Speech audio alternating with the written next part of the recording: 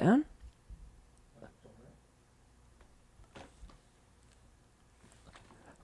What's up, everyone, and welcome to the WAN Show. Now, now, hold on, slow down the phone there. The President of the United States has called for the immediate resignation of Intel CEO Lip Bhutan. As a big fan of Pat Gelsinger, at least a fan of Gelsinger's vision for Intel, which, admittedly did involve losing a lot of money over a period of time to kind of rebuild their manufacturing competitiveness. What can I say? I kind of agree. Lip Bhutan's vision appears to be to gut the workforce and part out the company piece by piece, which I'm having a real hard time getting aligned with. So for completely different reasons, we seem to agree. What else we got? Ooh, it's been a big week in AI. We're going to be talking about GPT-5. Oh my God, there's so much this week. That's right, Genie 3. Also, Elon Musk says that X is going to put ads in Grok's chatbot answers, meaning that advertisers could pay to have their product be the ideal solution that Grok suggests. Wow, we skipped the part where the product was free but good, and we went straight to the inshtification. Move fast and break everything, right? Good job, Silicon Valley. Speedrun, yeah. What else we got? Yeah. Speaking of good job, Silicon Valley, except they're not in Silicon Valley, Microsoft thinks it will throw away our keyboards by 2030 because, I don't know, they're dumb. Also, Google claims that AI isn't killing website clicks, but I don't know, maybe they think that because they're dumb. We'll see. What's with you and everything being dumb this week? It's just like clearly stupid takes, but whatever.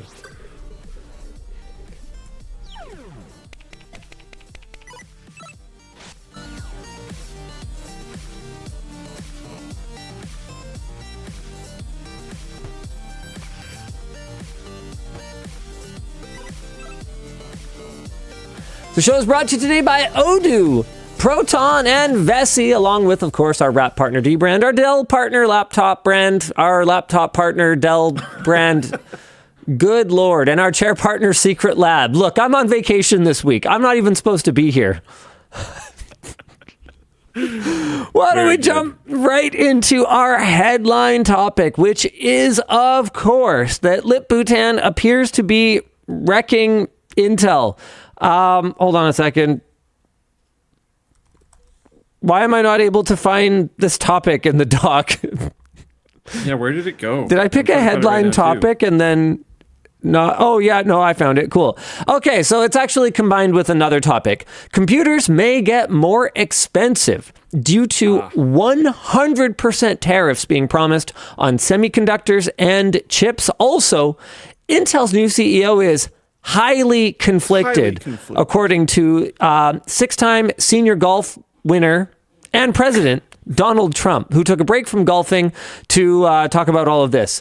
So first of all, he announced that he will impose a 100% tariff on all semiconductors and chips unless the companies make commitments to build in the United States. At this point, it's not clear 100% how much manufacturing needs to be done on U.S. soil for it to count as building in America.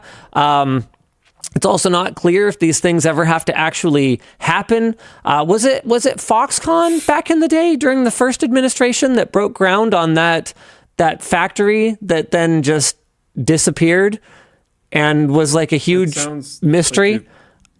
Like it might be right, but I mean the biggest example of this, in my opinion, is the American Telecom thing, where they're like, everyone's going to get fiber, we're going to spend billions of dollars on this, and then just nothing happened. Was it Foxconn, you guys? I don't remember who it was. Yeah, the Foxconn sells former factory to mystery buyer. Apparently it was Foxconn. Foxconn mostly abandons a $10 billion Wisconsin project. This is from April 2021. So it's unclear to me how much of the, hundreds of millions of dollars or whatever that these companies commit is actually contractually obligated to ever take place. Like that Foxconn one was super weird. I forget who it was. I forget if it was The Verge or WAPO or someone. Basically kind of like went around and found the people who legitimately like seemed to work for Foxconn in Wisconsin, and they like wouldn't talk to anybody, and it was super weird. And they had these buildings they were leasing, but like you could look in them and there didn't seem to be anybody in there. And like the whole thing was super, super weird, like super weird. Toaster Pilot says the plan was literally written on a napkin. Yeah, I don't know. There was a photo op and they broke ground, and then the whole thing just seems to have kind of disappeared. Anywho, if a company is either building currently or making a commitment to build in America, there will apparently be no tariff, and whether or not you have to actually follow through on these commitments, TBD, apparently. That same day, Donald demanded that the immediate resignation of Intel CEO Lip-Bu Tan, calling him highly conflicted due to his ties to Chinese firms.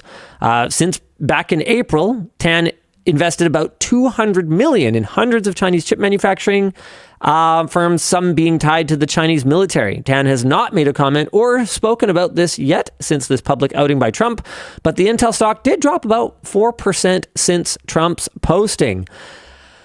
Our discussion question is characteristically Eli. Thank you, Elijah, for this. How long before Donald calls you out for being invested in Framework and Eshtec, who makes HexOS? Isn't Eshtec an American company? Yes.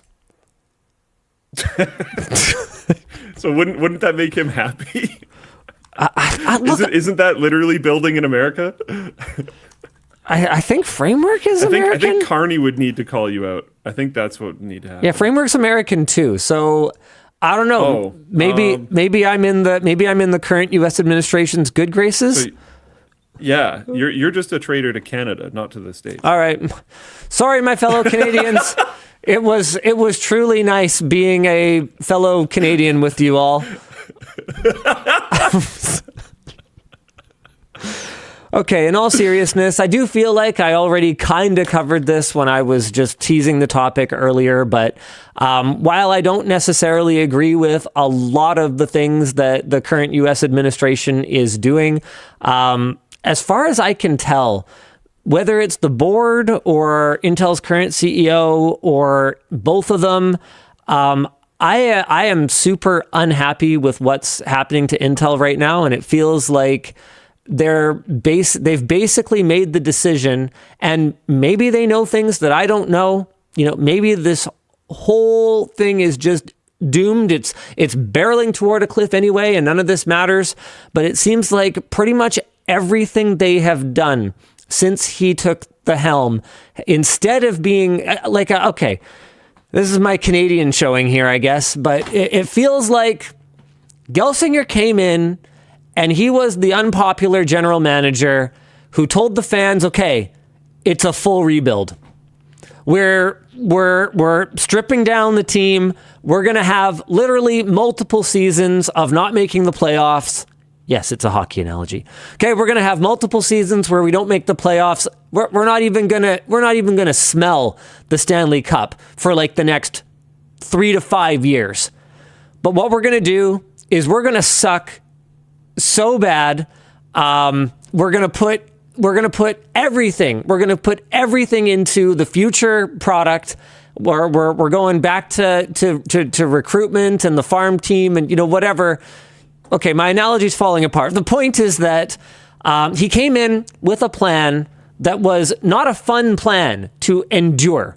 And everyone went, okay, good plan. Full rebuild because we want to win the cup in 5 years as opposed to be mediocre forever, right? We don't want to be the Vancouver Canucks, okay? We just want to suck it up, rebuild, and get good later. And then before he got a chance to even practically no products that were actually started. No projects that were started under Pat were actually seen through to fruition because he said it's going to take this long And then they ran out of patience because stock price, I guess. And yes, they were losing a lot of money. But that was the plan. The plan was that everything that the previous guys did sucked, which we knew, which was why they hired Pat. We knew that nothing good was in the... Pitch it. Maybe they needed to pitch it more Silicon Valley style. Maybe they need to show themselves as like a pre-revenue disruption technology company. Yeah. Be like, ignore old Intel. This is new Intel. Yeah. We are currently pre-revenue seeking investment. Yeah. We're going to suck really hard. And just because you might have been a fan of the blue in the past, you're going to come back to the store and buy Intel again. Dude, I'm frustrated though. It's and so yeah, it feels like everything that LBT has done since he came in is just designed around giving up. Whereas like what I liked about Pat's vision was the vision was to fight. And I am, it's so funny to watch the perception of me sort of shift around because people be like, Linus flip-flopping. Now he's cheering for AMD. Now he's cheering for Intel. I am always going to root for the underdog in any given market segment because what I'm always rooting for is healthy competition, which is better for the companies because it holds them accountable, keeps a fire in their belly, and it's better for consumers because it means lower prices and better products. And so, yeah, am I rooting for Intel right now? Hard. And is it good for Intel when they're shedding thousands upon thousands upon thousands of jobs? I don't know. Maybe, actually. Possibly. But when it seems like those jobs are being shed just without, as far as I can tell, a clear plan to return to the top, well, that's where I kind of lose it. Like what was one of the most recent developments? They're talking about like spinning off the networking business, and I'm sitting here going, I'm like, okay, like spin off can be a good thing. Like I have personally advocated for NVIDIA spinning off their GeForce business. I think it could make a ton of sense for the users of GeForce products. If NVIDIA didn't have to have their margins dragged down by this business unit that frankly, no one at the top really cares about anymore. You designate people who are supposed to care about it. It has lower margin targets and it can just go back to delighting gamers, which is what GeForce used to fucking do, right? Before they all stopped caring about it completely. Yeah. So I've advocated for this before, but on the Intel side of things, it's just like, oh yeah, well, we're going to spin out this, we're going to spin out that. And it looks more like they're spinning out things as acquisition targets and less like they're spinning out business units so that they can overall perform more efficiently as a company. Lightmaster 1. I can't believe we're at the point where Intel is the underdog that we need to root for, because otherwise we're going to be left with one x86 processor company. Like, I'm not a lawyer. I don't know all the details around it, but from my understanding, neither Intel nor AMD has the right to assign their x86 license. So if for whatever reason they are not leapfrogging each other, you just have a frog. It doesn't fucking leap anymore. You just have a frog. It just sits on the pedal. It just sits there. Yeah, and like if Intel seems to have some aspirations in the GPU space to go higher and higher. AMD doesn't seem to care about their GPU space that much right now because they just can't stop winning on CPU. Actually, Dr. Sue did an interview. I think it was earlier this week, where she basically said what everyone knows, which is that the issue for them on the GPU side is that they need to make more. So maybe she cares. It legitimately sounded like she cared. Like they need to manufacture more? They need to make more money. She was like, yeah, we're bottlenecked by how much we can make right now, and we want to make more, is pretty much what I took away from it. So maybe Intel should spin off their foundries and AMD should buy them. No, I think the days of vertical integration, if Intel can't make it work, I don't think it's happening, man. I just don't think it's happening. The problem is that we need a second foundry, and Samsung just doesn't seem to be able to do it. Not at the cutting edge. Yeah. Because it all just comes down to TSMC being a monopoly and ASML being the monopoly that TSMC is beholden to. Monopoly. Yeah. And I have some hope when it comes to fab tools. It sounds like Japan has kind of gone like, huh? Like it seems like they're kind of like awake, seeing how much money ASML is contributing to their national economy. And you know what? Look, if there's anyone who is going to kind of figure out the optics and figure out cutting edge manufacturing, I'd say if I was going to bet on a horse, Japan would certainly be one I'd be strongly considering. There's a lot of expertise there, but right now it's not happening. And I'm stressed, dude, because you see what AMD does when they get complacent. We waited 2 years between Threadrippers just now. 2 years? And the top end chip is $5,000. Do you remember first and even to a degree second and third gen Threadripper? They were like killer value. I remember when the first Intel Extreme chip broke $1,000 and everyone freaked out. Dude, AMD was practically giving it away on the street corner back when first gen Threadripper came out. And it's like now they're all like, you know, you gotta take me out first. Buy me some fancy presents, you know? Make me feel like your real girlfriend. It's like, bro, this is a transaction. I just want my fucking CPU. You know? Yeah. I don't want to treat you nice. Just give me my CPU cores. I think a lot of that stuff happens in the city that I'm in right now. Sorry, are you going to elaborate or is that it? Your analogy of not wanting to take them out to dinner. Oh. I'm in Vegas. Oh. Yeah, okay. Sure. It seems like the guests to Vegas are really low. Like there's not very many just like people here. Well, you always go during CES though. So that might just be... I've heard this is a thing though. And really? There seems to be less people here than there was the last time I was here for DEF CON.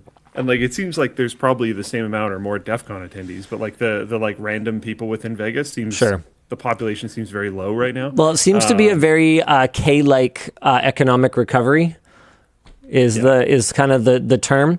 It seems like the higher income folks are feeling real great about how things are going. I mean, the stock market's all-time high. Gold is near all-time high. I haven't actually paid attention to Bitcoin recently. What's it at? Bitcoin to USD. Oh, not all-time high, but it's basically near all-time high. Like everything's near all-time high. So if you're investor class, you're sitting good. You're sitting tight. You're sitting easy. But as far as my understanding goes, there is a big reported drop in attendance to Vegas in general. And you can feel just walking around that the people working to people here to vacation or whatever, the ratios are like off. It's weird. Like, you know how there's taxi lines outside of the hotels? Now there's just like a massive row of taxis and nobody there. When I went to get picked up from the airport, I was waiting for an Uber, and at least 5 or 6 like black cars came by asking if I needed a ride, and then they drove off to other people that were standing near the road. No one's ever offered me a ride in Vegas. No, like you have to fight someone to get a car. Is more like, and there's a there's a lot of people here working, and not an incredible amount of people here attending, it seems. Oh man, the chat is the chat is too real right now. Avon Fox says, Vegas was a magnet for the poor with hopes. No one can afford to go there now, even for hope. Yikes. Honestly, I think Kren nailed it though. Everyone's just sports betting now. Yeah. Like why go to Vegas to do that? Yeah, when you can do it from the toilet. And there was sports betting in Vegas before. Yeah, yep. I mean, but you could play blackjack and slots online before, and Vegas was still popular. Yeah, that's true. And they have arenas here now, like they have the Vegas Golden Knights. So you can come bet on sports in person. Yeah, but it might just be a generational shift.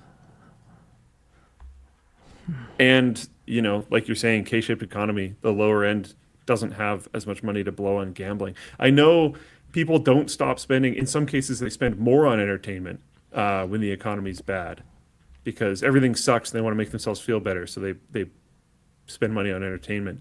But traveling somewhere in order to blow all your money is maybe one of the first things one of the first things for some people to go when it comes to entertainment spending. Oh, which airline just did a bunch of layoffs?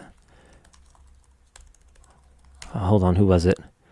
No, I thought someone did. Oh no, maybe I was reading about the strike. Oh no, yeah, Spirit. Spirit says that they're going to furlough 270 pilots. I don't know if Spirit's just doing bad though. So. Yeah, make of that what you will. Solid Deer says Southwest is having a hard time apparently though. Yeah, I don't know. It's a funny thing because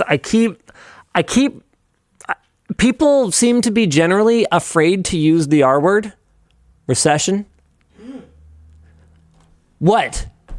What, Dan? What'd you think I was going to say? My stocks. I gotta sell. See, people seem to be afraid to use the R word, and yet everything that I can see is like unemployment's incredibly high. Layoffs are happening all over the place. Are we gonna use the word? We're losing a lot of good jobs and gaining a bunch of junk jobs. Luxury brands are downgrading their guidance due to softening demand.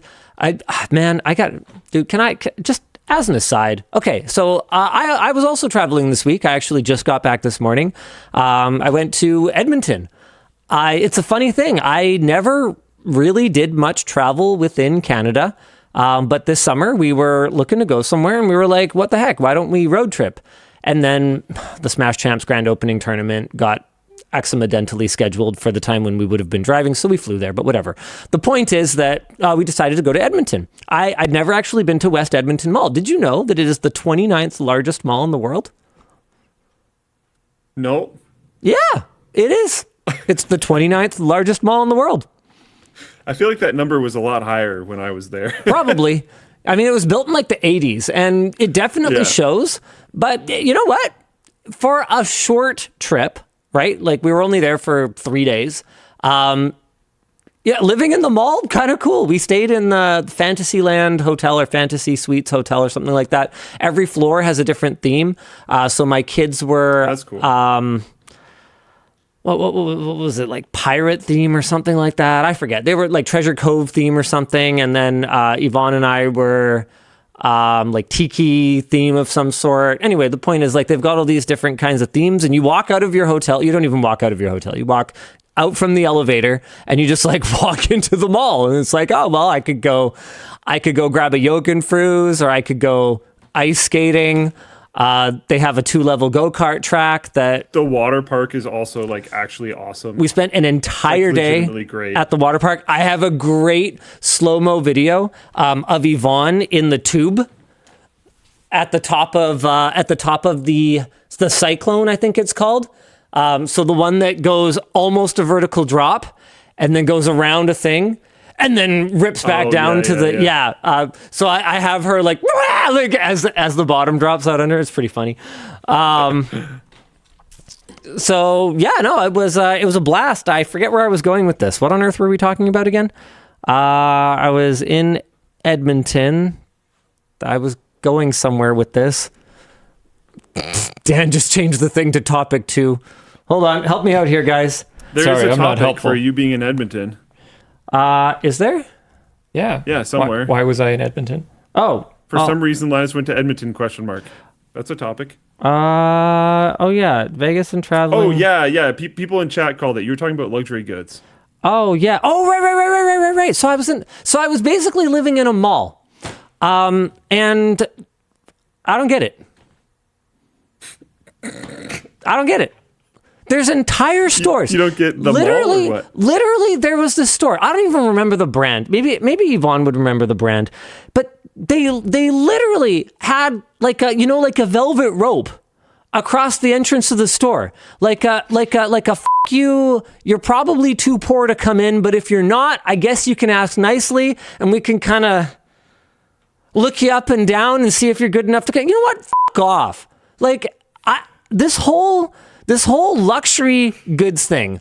I can't. I think that's the whole point. I can't stand it, Luke. I actually can't stand it. I don't mind something expensive. But I do think that's the whole point. I'm literally going to try to sell you fancy stickers for your $70 screwdriver later. Later in this show, I am going to sell those to you.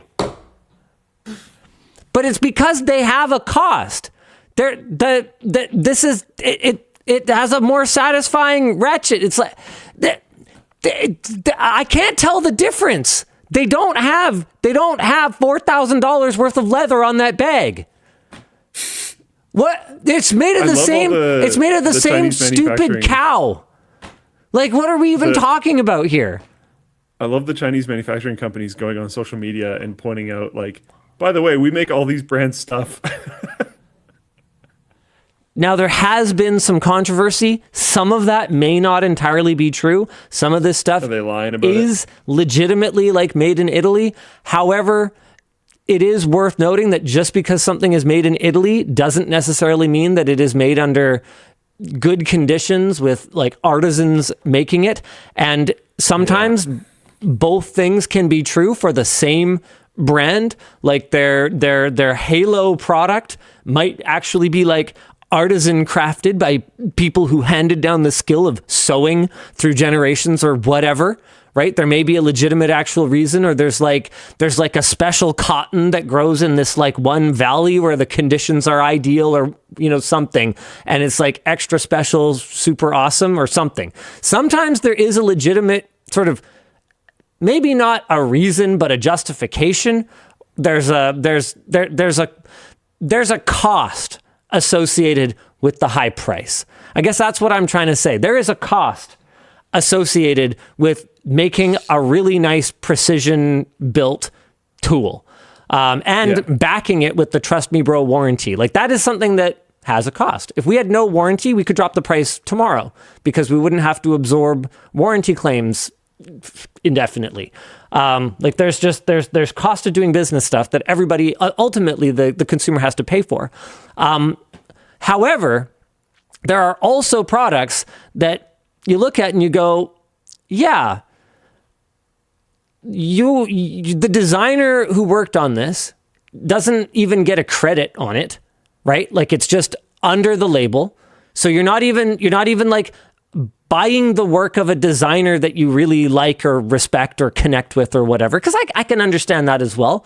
Like, we've had products, like we've had shirt designs, for instance, that Sarah has drawn on stream and that people appreciate, you know, the art of and will pay to support that. To me personally, that has a value. That has a real value. Yeah. But we've got this nameless, faceless designer who just like works for a company, and it's clearly mass produced, which, now that I know as much as I know from working with the fine folks at Creator Warehouse, is pretty easy for me to spot when something is just machine mass produced in a factory under conditions that I don't know what they are, but to produce that volume of it, I can pretty much promise you it isn't, you know, two families that handed down the skills of how to thread this needle through there for 7 generations or whatever. It probably didn't happen. And I just don't understand the prices of it. And it's one of those things that I go out of my way to click on in my recommendation algorithms, is I kind of pay attention to the luxury market, just because I think it can be a bit of a bellwether for how things are going. And kind of depends on the K. One of the things that even luxury consumers, well, that's the thing though, is these luxury brands have not experienced the growth that they have from ultra high net worth individuals. The growth that they've experienced is from aspirational purchases, they call them.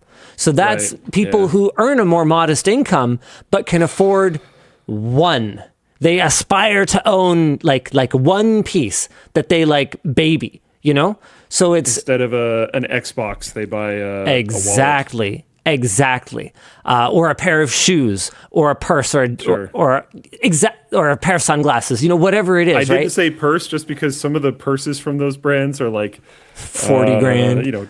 10, 20 Xboxes, maybe more than that. but the point is just that for them, that's what it is. That's their baby, right? And look, whatever. I'm personally not my value system, but if you're into that, then you're into it. And apparently these aspirational buyers are just disappearing, not showing up right now. Yeah. And they're feeling super butthurt that since the kind of the COVID spike in the price of everything, there was this one article that I was reading where they were looking at like price tracking for like the same item from these luxury brands, like pre-COVID to now. And some of them like doubled or tripled in price. So they really took advantage of that surge in demand from people being pent up and spending more of their disposable income on consumption versus travel or eating out. And now these people are just kind of feeling kind of peeved that what used to maybe be somewhat within reach as an aspirational item is no longer within reach. And they're questioning why I ever bothered to do this in the first place. I think it's called a work-in. So there's you can at Walmart, like through Marketplace, you can buy like Birkin bag alikes that are a fraction of the price and apparently like pretty decent. It's called work-in? I think it's called a work-in bag. WIRK work-in bag. Hold on. Yeah, it's called a work-in. And this is like it's a whole thing. Like I find the whole space super super fascinating. I took a work-in for a test drive, and the results were surprising. Can you imagine being able to write this much about a handbag? Like sometimes we struggle to write this many words about like an entire computer that has has parts in it that are manufactured to such a scale that people even 10 years ago couldn't possibly have fathomed it, like on an atomic scale. And it's, you can really say this much about a handbag, which, you know what? I just have some learning to do, clearly. What a diplomatic way to say that. I have learning to do. I could do better. Anyway, the point is that I went to a mall and I lived there for 3 days. And I visited with my brother who moved there a couple of years ago. Cost of living is like markedly better. Shout out Edmonton. Oh, yeah. If you don't mind living in Edmonton. Fun fact, did not know this. He's full of little fun facts about Edmonton now that he lives there. It is apparently, I'm just going based on what my brother said, so make of this what you will, but it is apparently the northernmost like metropolis, like city with over 100, with over 1 million full-time residents, which I didn't know. I didn't realize how north flipping Edmonton is. It's very north. Yep. I just never really thought about it. Like I obviously look at a map of Canada, but part of the problem with looking at Canada on a flat map, what's the system called where we like flatten it out and it skews it? Oh, yeah. Sorry, what's it called, Dan? Of course, Dan would know. Mercator, I think? Yeah, something like that. The Mercator projection. Anyway, the point is, looking at Canada on a map is really misleading unless you happen to like have a globe. And so I just never really like thought about it. Yeah, Edmonton's like really far north. Yeah, the mall is cool because you can stay indoors and do all those things. Like that's one of the reasons why that mall was like worth building. Oh, dude, I got a weather advisory on my phone, and I was like, oh. Who cares? I'm in the mall. Like that's it's really it's basically a shelter. It's fascinating the amount of ways that you can kind of like get there because it's connected to things. Yeah, like you said, there's the hotel that's connected to it. They have to have ways numbered. You can get there without going outside. They have to have numbered entrances. We were at entrance 52, which gives you some idea how big the mall is. That it needs 52 numbered entrances. Yeah, it's really it's a bastion against the cold storm. That's really That actually makes a ton of sense. Yeah. Like there's some, I think it was Artie in chat said that he thinks that at one point in time it was number one. You said it was number like 20 something. 29 when I was there, now. I think yeah. it was low double digits or high single digits for how big of a mall it was. And you think about the population of Edmonton versus where these bigger malls are, and it like is still quite a standout.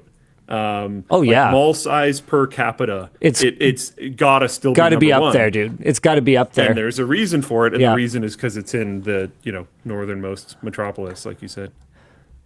Yeah, actually really cool. And dude, it was hopping. Like Artie says, it was the biggest until 2004. Really?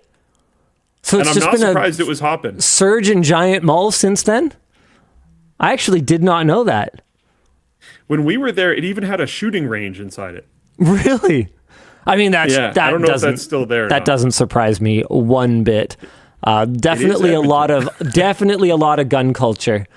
Yeah, my brother like just moved into a new place, and furniture still there. Furniture was a little on the deprioritized side, so we all kind of piled onto the couch. Yvonne and I were there, and we had all the kids, and we had lunch at his place. Is it very bachelor patty? But he did show me his many guns. Yeah. He went out and guns have furniture. Sorry. What guns have furniture? What was that? Guns don't sit people. People sit people, or something.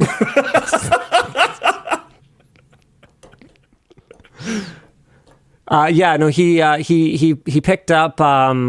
I forget what it's called. I'm as you know, I'm not much of a gun nerd, but he right when they were shutting down the handguns. The handguns, yeah. So he basically just went and bought the first handgun he could find. Did absolutely no research on it whatsoever because he had like 2 days when he realized that the deadline was coming up.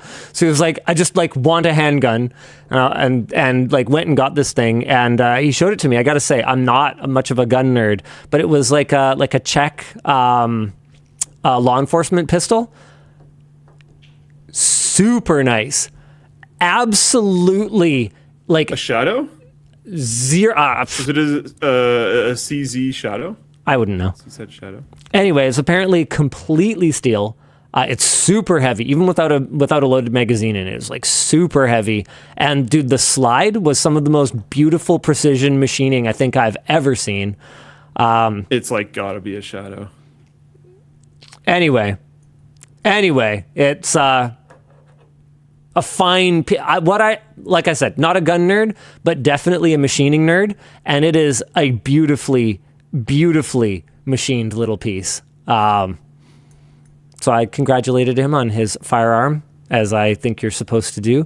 And then we walked to the park and hung out. It was good.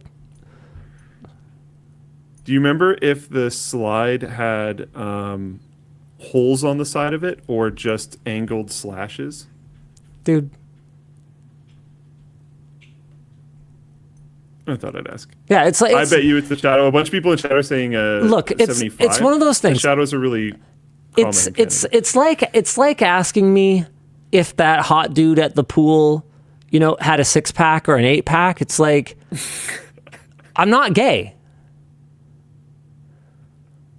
Like, I don't... Like, it's totally fine for other people to be into it. I'm just Myron, bro. But I'm just Myron. I just can't tell. I'm just Myron. I don't know. I don't know what the characteristics I'm supposed to be looking for are to know if it was sexually appealing. That's all. That's actually a really good analogy. Yeah. It's pretty good. Couldn't tell you anything about it other than the machining. Very fine. Very nice. That I know. That I get. Miori says you don't have to be gay to observe. No, but you would have to... No, but he recognized that it was an attractive person. He just didn't log all of the individual little details. Because the analogy is great. I don't know what the important details are. Because I'm genuinely not... I would actually have to have someone like explain it to me. It's not something that I like can tell. I can... And to be clear, the question that I asked isn't even an important detail. I looked on their website and it was a differentiating factor, so I thought I'd ask. But I think the analogy was fantastic, honestly. It completely makes sense. Okay, should we do a second topic? I can't believe how, oh man, I was looking at how few topics we had today and I was like, man, it's going to be a really short show. We've been live for almost an hour, including pre-show. And we've only done the first topic? We've done one topic, I think. No, we technically did Linus Goes to Edmonton. So we did 2 topics. Okay, yeah, cool. Water park. Strongly recommend. The water slides were great. I think that was the second most fun I've ever had on a water slide. On that cyclone one, super awesome. The almost free fall drop is intense. And they call it the typhoon, but I'm sure it has other names. Their one where you go down a slide and then you go into like a toilet bowl until you like fall down into a deep pool at the bottom. You've been in one like that before. They have one at Cultus. Yep, I've been in that one. The one at Cultus. Yeah. Well, the one at Cultus blows. And the one at West Edmonton Mall. So the one at West Edmonton Mall, they went in there with some kind of compound in the seams for all the cracks. So like, that's nice. I was only able to do 2 loops around the one at Cultus. I went this summer. So I am the same me as when I just went to the mall just now. And I was only able to do 2 loops around because it was just too painful on my elbows and my heels and like my shoulder blades to get that low friction. At the one at West Edmonton Mall, I could do 3.5, which was freaking awesome. Like I got so much speed because they went in with some kind of like compound and they filled in all the little seams. So you could like, I was able to like grab the bar and like really rip down there and it didn't hurt at all. Dude, it was freaking awesome. Awesome. That's sick. That's cool. Should we talk about AI stuff? I mean, I guess. I mean, I could just talk about the water park more if you want, but sure, yeah, I mean, fine. You can. Sure, let's talk about what's going to take all of our jobs and ruin the world and... Nope. But hey, at least we have bunnies on trampolines. Is that in the No, that was like topic? Last week, 2 weeks ago or something. Okay. Sure. The sources for this is everything. Google, DeepMind, OpenAI, Mashable, Anthropic, Elevenlabs, 3 different TechCrunch articles, multiple Twitter threads, etc. It's been a massive week for AI announcements. Google DeepMind announced Genie 3, a world model that can turn a text prompt into a fully interactive 3D environment you can explore in real time. Compared to Genie 2, it's more consistent, more realistic, and interactive for minutes at a time instead of realistically seconds. You can also even revisit locations and see them persist, which was a major problem in the past. Think Sora, but for navigatable worlds, not just video. And then Linus, do you want to bring up the example of a drone shot generated by VO3? Sure, I'll do that. We're just looking at Genie 2 versus Genie 3 right now. Okay. So definitely improvements to world persistence. I'd really like to see him turn around, though. Yeah, turn around. Yeah, he's really avoiding a lot of turning to previous locations. You can kind of tell in how they're moving. Turn around, I want to see. Wow. You got to get really close to the mic when you say that. Sorry. Anyway, okay, so sorry, that was Genie 2, Genie 3. I mean, I guess you could kind of run it longer. Okay, so here's a drone shot generated by VO3 being taken over and controlled in real time, or by There's VO3. probably a drone thought somewhere. Drone thought, jeez. Okay. So here's the generated video. Okay. And we're going to take control mid-flight, and then we'll be able to move it around. I guess that's in, oh yeah, no, here we go. Yep. So we're controlling it now. Okay. I guess the big difference is in real time we're able to generate this landscape as we go. Flippin' wild how, for short clips anyway, how kind of actually pretty convincing it is. Yeah. At least at X resolution. What else we got? A DeepMind researcher posted a video of people playing around with Genie 3, to which someone asked if that video was created using Genie 3, to which the researcher then actually did it.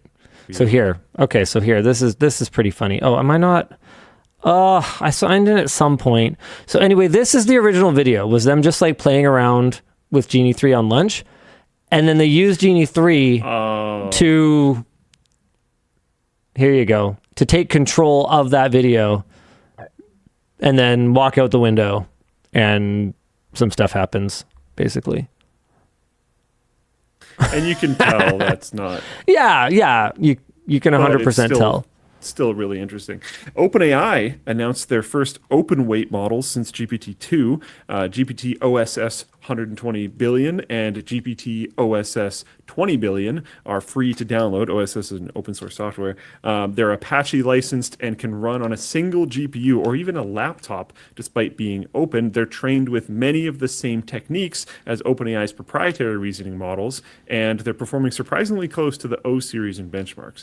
OpenAI launched GPT-5, its first unified model, combining O-series reasoning with GPT-series speed, plus a router that chooses between quick or thinking responses. Benchmarks show small gains in coding science and reduced hallucinations, but a buggy rollout made it seem dumber on day one, sparking calls to bring back GPT-4o. I didn't even know about that. Yeah. I'm going to talk about my I think they need bigger gains. I think they need bigger gains in coding based on my experience. By the way, I don't know if you saw this on the subreddit, but there was a Reddit post that went kind of viral where somebody ran into the exact same thing that I did with ChatGPT, claiming that it would work on something in the background and then come back.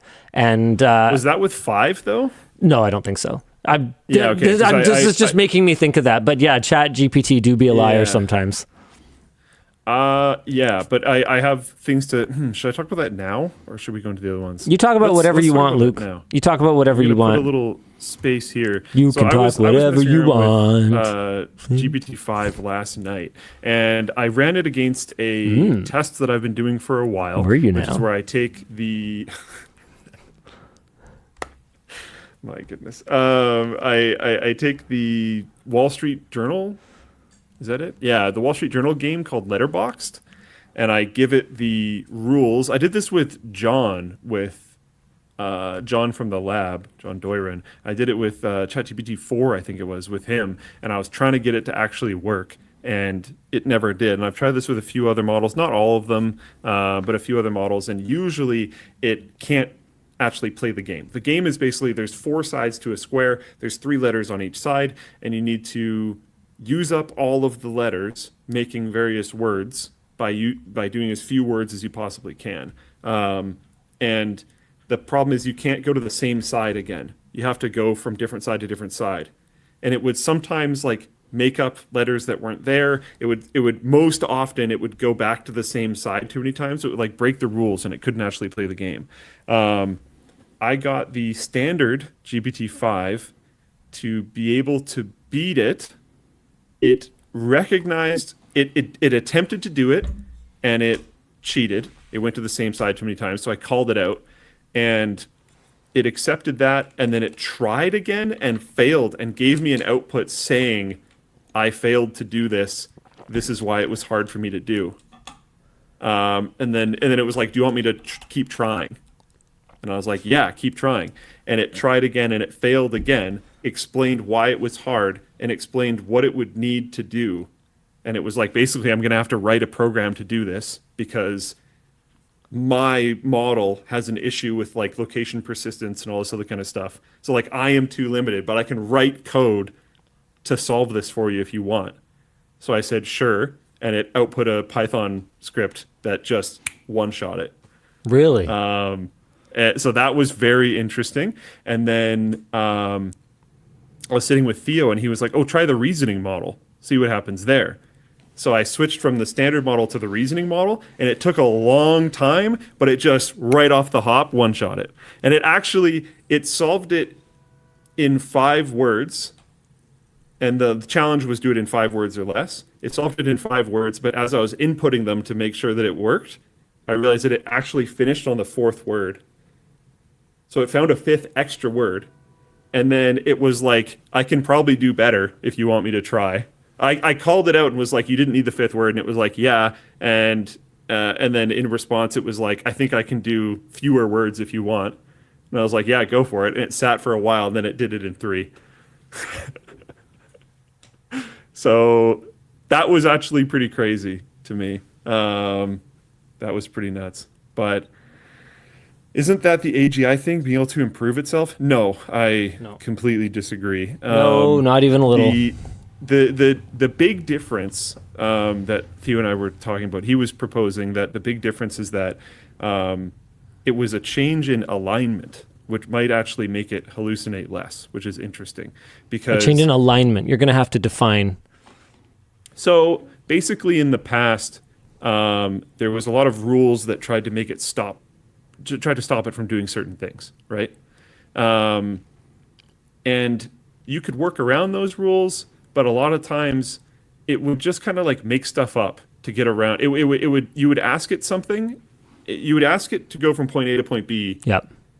And it would like go to many other points in between and try to solve a bunch of problems that you haven't actually really asked for yet. Like it was like over eager almost. And it would try to work around what you asked it to do and add a bunch of stuff, and it kind of went out of scope very often. It would tangent really hard. It would go out of scope really often. I'm sure you experienced this doing your coding thing. Yep. And now it's a bit more strict. It seems to stick closer to what you asked for. And when it can't do it, the change here, the reason why that person is asking, is it an AGI thing? The change here is that it's quicker to propose alternatives instead of trying to work around automatically. Or pretending. So this proposed alternative, or pretending, or whatever. Yeah. So like before, I couldn't get it to do it because it would just keep breaking the rules. And when I would point out that it broke the rule, it would just be like, you're right. And then it would break the rule again.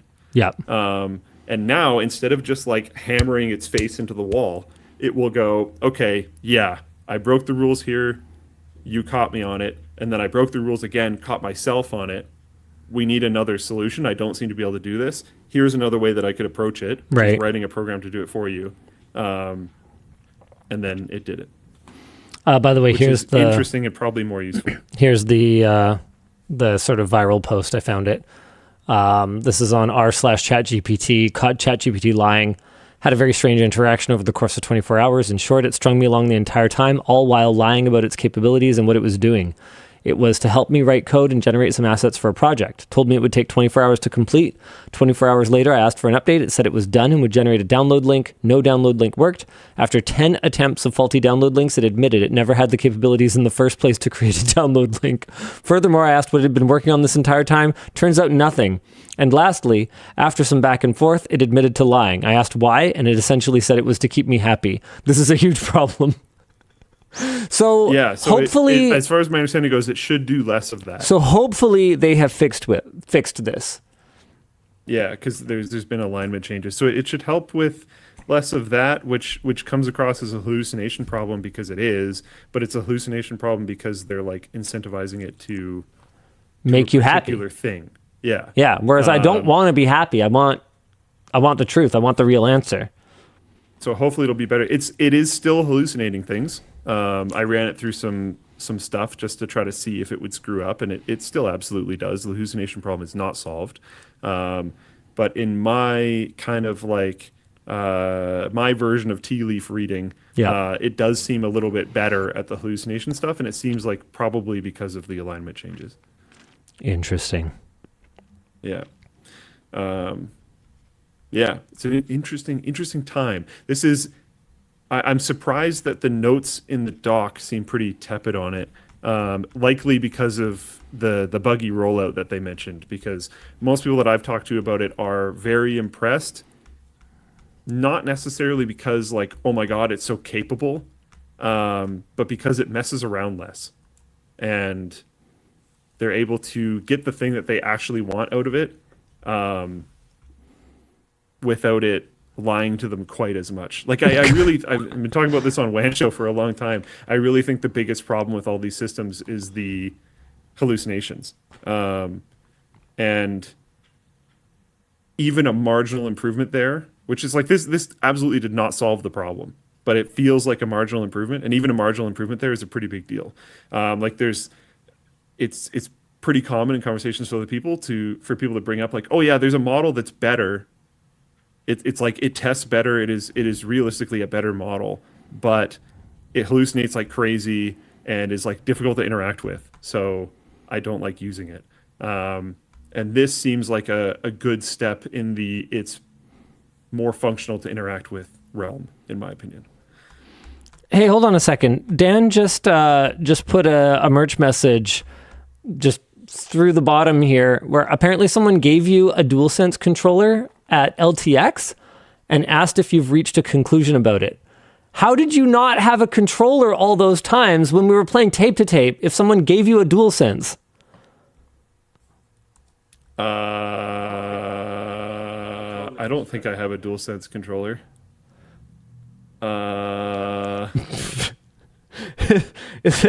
Is it possible I'm completely missing something here? I vaguely remember this, but I don't think I have it. Do you not have probably it? At work. What happened to at it? Work. It's probably at work. Okay, well, Cameron wants to know if you like it or hate it, so you should probably take it home and let Cameron know. I think the answer would have probably been that I did not like it.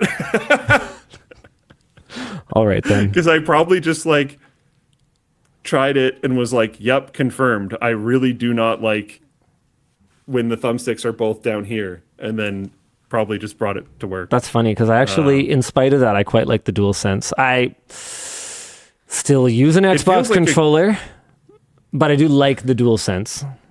The offset analog sticks, whatever those are called, is just, I can't, nothing else does it for me. I don't actually technically use an Xbox controller at home, but I use a controller that is like very much modeled after an Xbox controller. Yeah.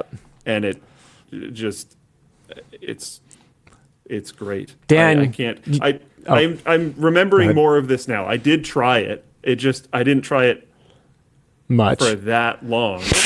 I tried it with, I think it was Forza 5 Horizons, and then it was just like, ugh. And I tried it for like, I think a couple days, and then, yeah, I suspect it's at work now because I don't have it at home anymore. Right. And I didn't sell it. Dan, you gotta actually read people's messages. Yeah, I'm so sorry about that. Hey, Luke, have you come to a conclusion on the DualSense controller yet? I gave you one at LTX LAN. I just want to know if you like it or hate it. I missed that middle bit. Wait for the PS6. Wait, what? I misread the comment. I'm so sorry. Okay. Apologies. He ran it through ChatGPT and he forgot to use 5. Yeah. Or you're only worth 4 meaning. I'll work on this in the background and I'll get back to you in 24 hours. I got better things to do. Sorry about that. Yeah, sir. I do remember this now, and I'm fairly certain it was Forza Horizon 5 that I used it with, and I did try to give it a real shot, but honestly, the conclusion was gotten to rather quickly. I really don't. This position for my hands is not cool. I get it. I don't like it. How hard do you think it would be? Like on a week like this week, I think Dan can probably reply to everyone directly. But on weeks when we have like a major launch, how hard would it be to train up a model on like every past WAN show transcript? I actually tried to do that. Did you? Yeah. How'd that go? Not great, because you have to design call and response for every single merch message. But you also need a way to indicate if it's shown, curated, or archived. And it's very difficult to do that organically. No, but I would imagine that would be the human intervention at that point. Yes and no. I mean, we want it to respond. Is there another button? I don't think we should do this, but I think the thing to do could be having a button that is AI response.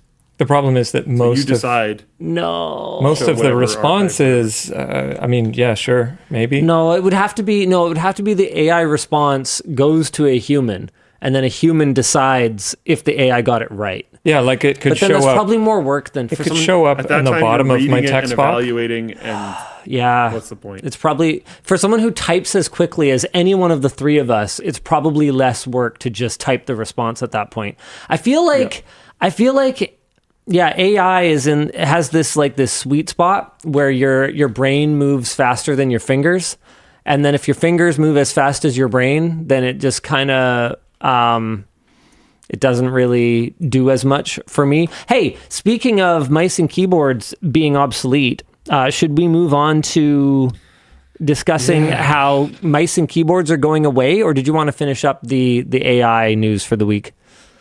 I guess there's still more there, but yeah, I think to me personally, 5 is much more interesting than 4 ever was. And I know people are talking about. Would you say it's 25% more interesting than 4 ever was?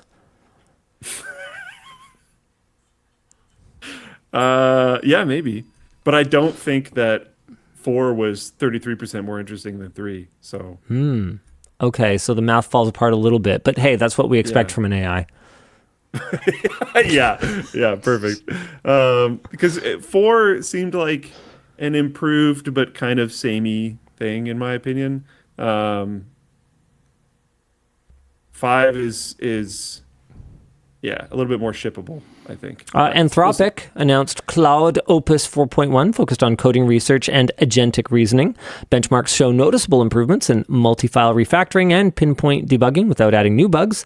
And Elevenlabs launched 11 Music, an AI used to generate studio-grade music in any style with or without vocals in multiple languages. Nearly all commercial uses are cleared. Oh, good. You can listen to some examples here. Would you like to listen to an example, Luke? Yeah, I'll bring it up myself too. Okay. So I'm going to... So I really question the studio quality.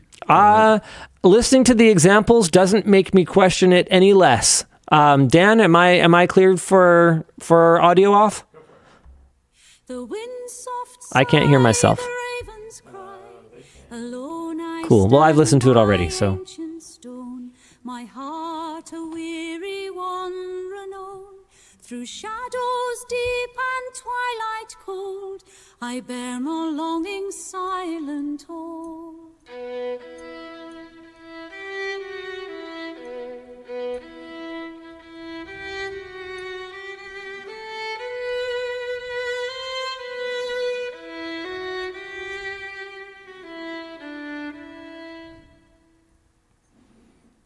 Yeah, so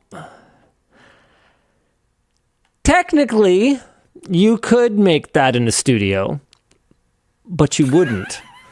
Yeah, I think that's the problem. Yeah. Yeah, that's a neat. Now hear me out. How about Yellow Bus Jam? Okay, we're going for some Beatles or what? No, groovier.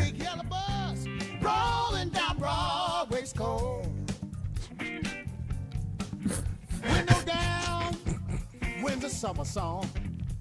City horns keep the beat all day long. From Harlem down to Union Square. It's something's still wrong. You can feel it.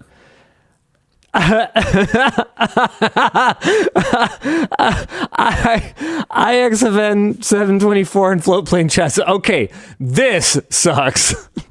You guys hadn't heard suck yet. The voice is impressive because a lot of AI voices have that problem where they have the they're hyper monotone about anything, because the second they show any inflection or emotion, it could be unaligned, and that is a bigger giveaway than them just being hyper monotone. So it's interesting that they actually have some like emotion in the singing that is seemingly pretty good. Twill 923 says a soul song with no soul. Yeah, exactly. Pretty much. It really was notably lacking in soul. Hold on, who was it? I'm sitting here with a guitar and can't find the beat still. Hold on, who was this? Can't find it. I mean, okay, so this is fair though. This is fair. Travau says there are plenty of real songs that are way worse though. Oh, it was Gilmore D who said the beat's very weird. Can't find the feel. Yeah. It's the kind of thing that I wouldn't notice if I wasn't actively listening, if that makes sense. Like if I was in a restaurant and this was on in the background, I wouldn't notice it. I wouldn't be like, how dare they? Like, it wouldn't be like that wedding I went to where they played Flowers from Miley Cyrus. And I was like, wow, wildly inappropriate. For like the second song of the dance. Like, it was a human DJ. Literally, I wish they were replaced by an AI at that point, because you can't do that. That's just so inappropriate. So it wasn't like that. Yeah, Pug Boy says that's an insane choice for a wedding. Right? Anyway, so it wouldn't drag me out of the event, but it also, I wouldn't be like, I need to get my sound hound out. Shazam that. You know, like, I just wouldn't notice it. Yeah.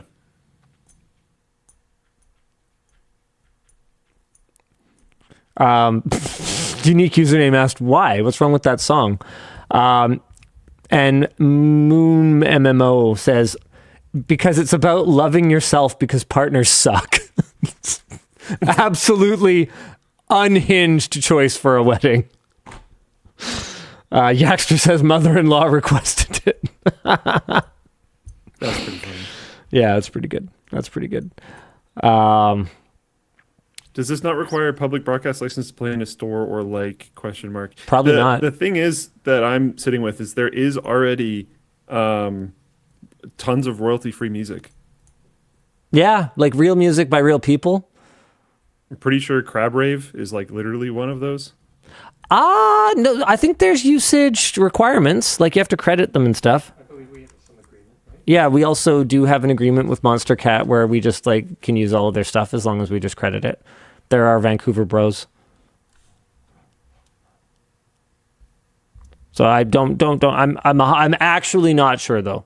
Now he's looking. Oh no, it is copyrighted. Yeah, it's not royalty free. Okay. Yeah. So yeah, let's be thought careful it with that. was. We can use it. Yes. Yeah. Yeah. Interesting, because I noticed like a ton of people do. So I thought I knew it was originally copyrighted and we just had an approval, but then I've noticed that it's like universally used now. But I guess either just people have agreements or it's fly by night. I could see either one, to be honest.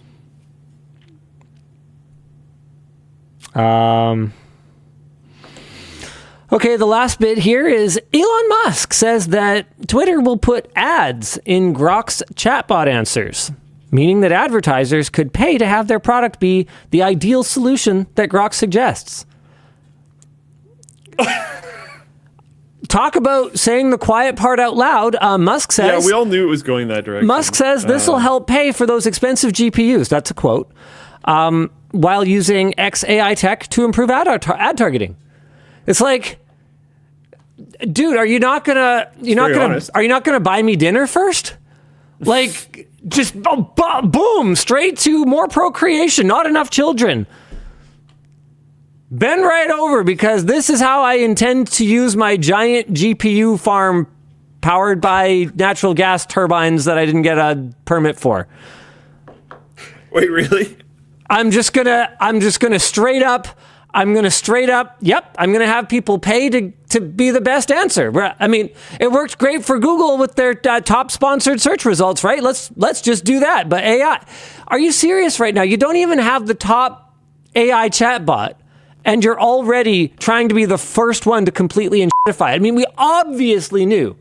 Like, Amazon was upfront about the only reason Alexa existing being so that she could get to know you and understand what you want to buy so you could buy it off Amazon using Alexa. Like, that was the only reason Alexa ever existed in the first place. Like, Amazon was pretty straightforward about that, and it didn't take off because people immediately would use whatever didn't shove product down their throat because they're not actually really very interested in that.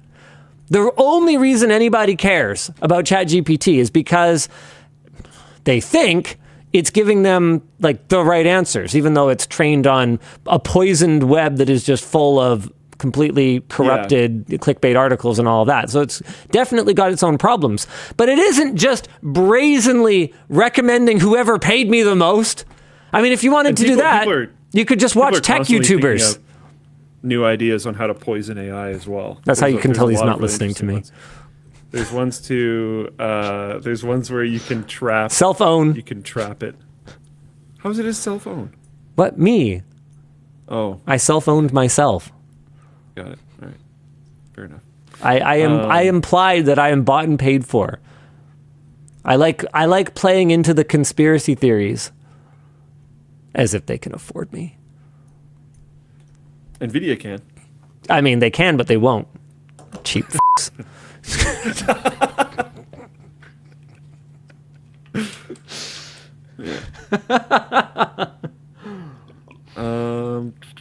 I do think it's interesting because like you have a video coming on vibe coding. Yeah. And like I defended the you didn't use a coding specific tool because I do think the vast majority of people, including people that I know, and I know this has happened, just dive right into using ChatGPT. They don't even know what the other ones are. So I think it is very realistic for a new to these type of systems person, to use just ChatGPT instead of something else. Yep. It's the most well-known thing. But do you think releasing that video after 5 is out and not having used 5 is good? Yeah, I think it's fine because we can acknowledge that. Okay. I haven't shot any of the A-roll of it. I've only shot the coding challenge. And we still haven't had the real developer, to my knowledge, try to beat me. So like we still have like I think it's gonna be very clear to people from the way we set up the video and present it that this is a challenge that took place a while ago. And it was with the tools that exist. And literally in my screen cap, I drop down, you can see what models are available to me in the OpenAI interface and stuff. So it's not like people are going to be like, no, why didn't you click on that one? Like I clicked on the one that was supposedly better for programming. So like whatever, I don't know. Like I did what I think a normal user would do. And we have all that. We have all that documented. I defend that for sure. Yep, it's all documented. Cool. So I'm really not that worried about it. And the point is not necessarily like the moment in time. The point is asking like a bigger question. And I think that regardless of what model we use, we are going to run into bigger answers. Like, okay, now what about the maintenance of that code? Like that's a huge question because I have a working JavaScript, but I still don't know JavaScript. I haven't actually solved the problem, which is that I don't know how to code or script or anything. And like modern tools will tell you where the error is and generally some information about the error, and then you can feed that error and that information. You might have done this in your challenge back to the LLM. The LLM can try to fix things for you and whatnot, but it does definitely become a problem. Yeah. Yeah. We are supposed to explain merch messages. We should do that. So if you want to chat with the show, a great way to do it is to send a merch message. Merch messages are easy. All you got to do is head over to LTTStore.com, add one of our delightful products to your cart like, ooh, when life gives you e-waste, make a CPU fidget spinner. Shop now. That's right, my friends. You can buy the fidget spinner that I have been playing with throughout the show, showing you guys just how long it spins for. Right now on LTTStore.com, these spinners are made out of genuine AM2, AM3, and potentially even AM4 CPUs. Okay. Anyway, they're made out of AMD CPUs that were tossed. Millions of CPUs get tossed every year. And we thought, hey, why not rescue a few of them and turn them into a fun, satisfying desk toy. We put some really, really nice spinny bearings in these. You can see they really do go for an awfully long time. It is worth noting that the balance will not be perfect. I just want to make that really clear because while we do put our hole down the center of the CPU, depending on the size of the die and the position of the die or any I/O chips or whatever's under that IHS, even the pins on the back not being completely symmetrical can throw the balance off a little bit. If we made a perfectly balanced symmetrical CPU spinner, you'd know because it would be perfectly balanced and symmetrical. But this is made out of E-Way CPUs, so there will be a little bit of a wobble to it, but you can take any satisfaction you lose from the wobble, you can gain from knowing that you kept this CPU out of the landfill and turned it into a fun, satisfying little toy. By the way... Yeah, and to be honest, with the thickness of your finger, so Sebastian says that we tested them, the balance on them was terrible. I will also say, however, that Sebastian and Tynan, he was talking about Intel. He was talking about Intel. They were much worse. Oh, I see. Yeah. Okay. Because they're... Sebastian and Tynan gave me one to play with at OpenSauce, and while the balance isn't perfect, the thickness of your finger is a decently large surface, and I was able to very consistently get it spinning on one finger, Yep. like without pinch. Yeah, there he goes. Yeah, it's not that bad. fine. No, the Intel even, ones were like, really bad because of the position of the Sure. die and the notches in the substrate and just a I'm just saying variety of the balance reasons. isn't like that bad. No. Like you can tell it's not the easiest thing to get spinning on one finger compared to something that is perfectly balanced. But like it's fine. Yeah, it's it's not that hard. spinning, which helps it. Your finger's also not a pinpoint, so And that's what makes it real, man. That's what makes it real. It's a real CPU. We also made it super easy to disassemble if your bearing gets mucked up or if you just want to put in your own bearing. All you got to do is, here, hold on. I guess we go Linus Cam. Was I supposed to show this, Dan? I have no idea. I think so. I think Artie wanted me to show it.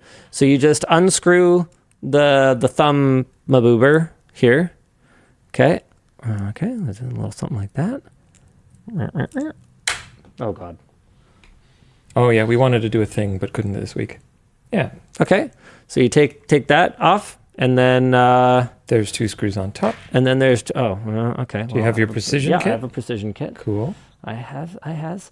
Anyway, the point is merch messages. So if you want to send a merch message, you just gotta throw something in your cart on LTTStore.com, and when we're live, you'll see a box. It'll let you leave a merch message, and it'll go to producer Dan. Oh lordy, there you go. Who will put it on the bottom, maybe with a relevant response, maybe with an irrelevant response. We have no way of knowing. He's a mad lad. Or he'll forward it to someone who can answer your question, or he will curate it for me, Luke, and Dan to respond to, and he'll show you what that curation looks like. Okay, hold on. First, though, let's finish this. Okay, so there you can see the precision manufactured aluminum frame maboober that we have. And then there's our bearing. Look at me, I'm bearing eye. wow. I did say earlier You I'm have a not ton gay, of them? so I'm now Are you bearing bearing straight. 10? Oh. Anyway, you can also see how we made the CPU work as a fidget spinner. It no longer works as a CPU once we're done with it. So that's something that happens. Anywho, Dan, where did we leave off again? I was going to read you a merch message. You were going to read me a merch message. Right, to show how the curation works. That's right. Yes, let's do that while I reassemble this fidget spinner. Okay. Dan saying that's right there really, really, really sounded like a like parent helping a small child through something. I'm not a child. Don't lose the screws, Linus. I'm not going to. And you're not even my real dad. He's just cranky. He hasn't had his juice. He's so cute. He's so good. Last He thing you does need is usually me need on a little snacky before the show. Do you want some tackies? Last thing you need is me on a juice sugar high. That'd be fun. You spin me right round.dll. Linus, why did you go with orange for LTT? And would you ever switch it to blue? Excited to see y'all at Whaleland. The very, very legitimate, real, actual reason is that my screwdriver that was gifted to me when I was in high school, my Snap-on ratcheting screwdriver that sort of opened my eyes to the delights of quality tools, was orange. And that using that orange screwdriver that became kind of iconic in the early days of NCIX Tech Tips was something that kind of tickled the cameraman. Logo and stuff. Well, he put it in the logo because he thought it was funny that I had like $100 Canadian screwdriver, which to him was ridiculous. And I mean, I guess still is, but hey, half a million of you can't be that wrong with me, right? And so he integrated that orange into the branding of NCIX Tech Tips with the picture of the screwdriver, since it's such an important tool for working on PCs. And the rest is kind of history. Fun fact, by the way, it's not actually orange. The LTT color looks orange against most of the backdrops where it appears, but it's like actually kind of red, or rather, no, it is orange, but then we had to make it red to look orange in the banner on the forum. Is that right, Luke? I'm trying to remember. Sure it is orange. And the WAN show is definitely not orange. That one's red. WAN show's red. Yeah. The original LTT orange, like the screwdriver that you had, is actually orange. Oh no, that's orange. The problem is when you place that color of orange against other things, it looks starts to bad. like shift really oddly. So a lot of the places where you see LTT orange, it's not actually LTT orange. It's an orange that is hued so that it looks correct instead of being actually correct, which is weird. I don't know if that's still a thing on the forum, but like very early forum days, that was a problem we ran into because everyone was saying that it was incorrect when it actually was correct. It just, with the other colors that were there, it looked really wrong. So then we made it incorrect and everyone was like, oh, good, you fixed it. And it's like, well... Colors are a hell of a drug. Sort of. By the way, Dan, you're not allowed to tell the viewers to calm their tits. I said thine? What is happening today? Settle them jimmies. Dan's fighting with Bryce in the float plane chat. Bryce is a good person. Bryce was asking when the float plane exclusive with extras for Scrapyard Wars 10 Part 1 is coming out. It will come out during this show. I will be launching episode 1 as well as the extras. Part 1 as well as the extras for Part 1. It's going to be great. That's coming soon. It's coming very soon. What else am I supposed to be doing right now, Dan? Doing that announcement. Oh, yes, right. Which one? That one or the other one? No, I'm supposed to be doing the CW announcements. Yeah, which you just did. Okay, well, I did one of them. I haven't done the other one. So get a grip, Luke. On this screwdriver.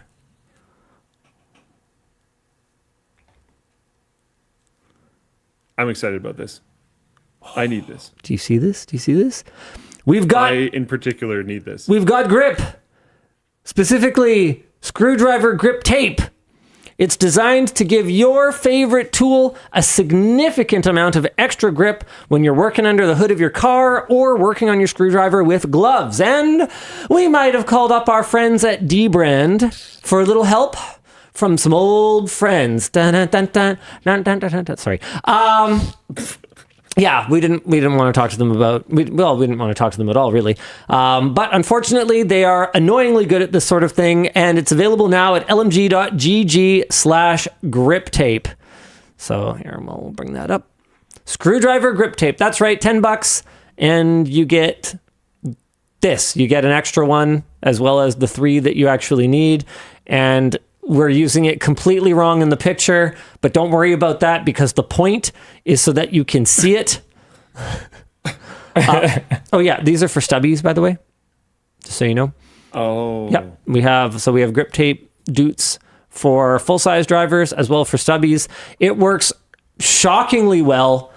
Sweaty palms and slippery hands, no more. This precision cut grip tape is designed to add just the right amount of grip to your favorite screwdriver. Brought to you in partnership with DeepMind.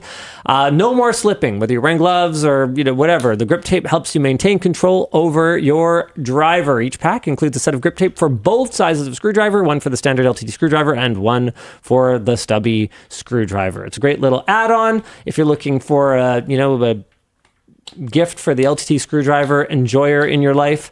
Then especially if they use gloves or if they're like a super sweaty type person, it is very grippy. So if you are never going to be sweaty and you don't really need to torque anything down, I would say it's not necessary. But if you've ever found yourself slipping, this will do it.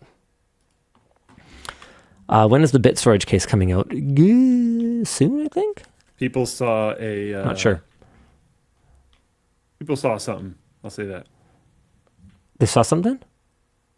Yeah. What? There was a part of a video where something was on a desk. Oh, by the way, just let's take a moment to enjoy the team's great photography. Here's Sherrod with his new pride and joy here with his screwdriver. I love how every shot we have of the screwdriver has us not touching the grip tape. I get it. I understand why we did it this way. When he's working on the bike, is he touching it? Let's see. Here's Plouffe. Here's Plouffe with his purple car. Once again, not touching the grip tape. Dang it, people. I understand why we did it that way. It just triggers me. You should definitely be touching the grip. Willing Spy asks, how strong is the adhesive? The answer is yes. I'll be real with you guys. There's also an extra one in there. I'll be real with you guys. This is, I think, the first product that I've ever been the one to source, because I was looking for something that would actually not come off the edges of the steps on my backyard, like pavers.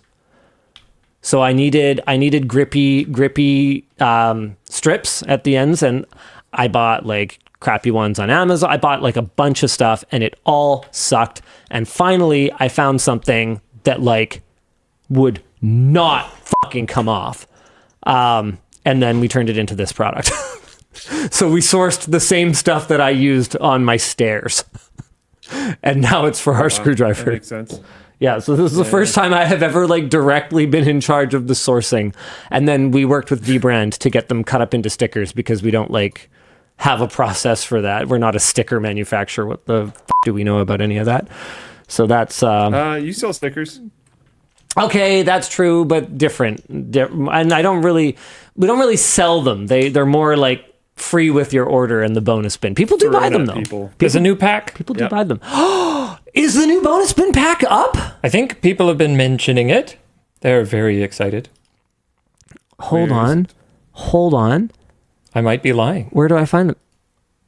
I might be lying. Maybe I was lied to. You would. Is set 3 the latest? Yeah, I think this is it. Holy shit. Sticker packs are back, boys. And this is an absolutely fire pack. Oh, there are some golden ones in here. Got the tax write-off, gone fishing, tech yacht. Oh, I love the tech yacht. The floatplane Game Boy is sick. Yeah, buddy. I'm trying to remember if that one has any like foil on it. I don't think so, actually.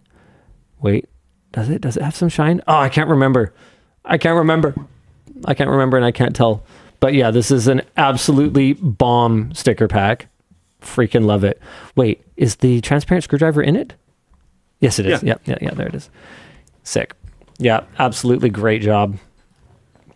Oh, hey, speaking of Tech Yacht, I have a major update on Tech Plane. The price of this compelling aircraft has been reduced. USD 3.5 million. I gotta say, you guys, this is looking like a pretty strong candidate here. User MR_Jesse over on the subreddit picked up on this. Dude, check this out. 3.5 million. This is an Airbus A320, I think it is. What are we looking at here? Look at this. Main bedroom. Got what appears to be like some private meeting rooms here. Got a lounge area here where you can have what appears to be like 15, 20 some odd people. Got some, I don't know, fine looking cockpit up in the front where you have all the knobs and dials. Earlier, where like you're not going to remember if it's going to have an 8-pack or not. No. I think I can recognize a sexy plane. I think I can appreciate the fine curves of a plane-shaped airplane. So, are you into the 3 jets or the 2 jets? Which plane type? Are you into? One behind, one on each side. 2 on each side.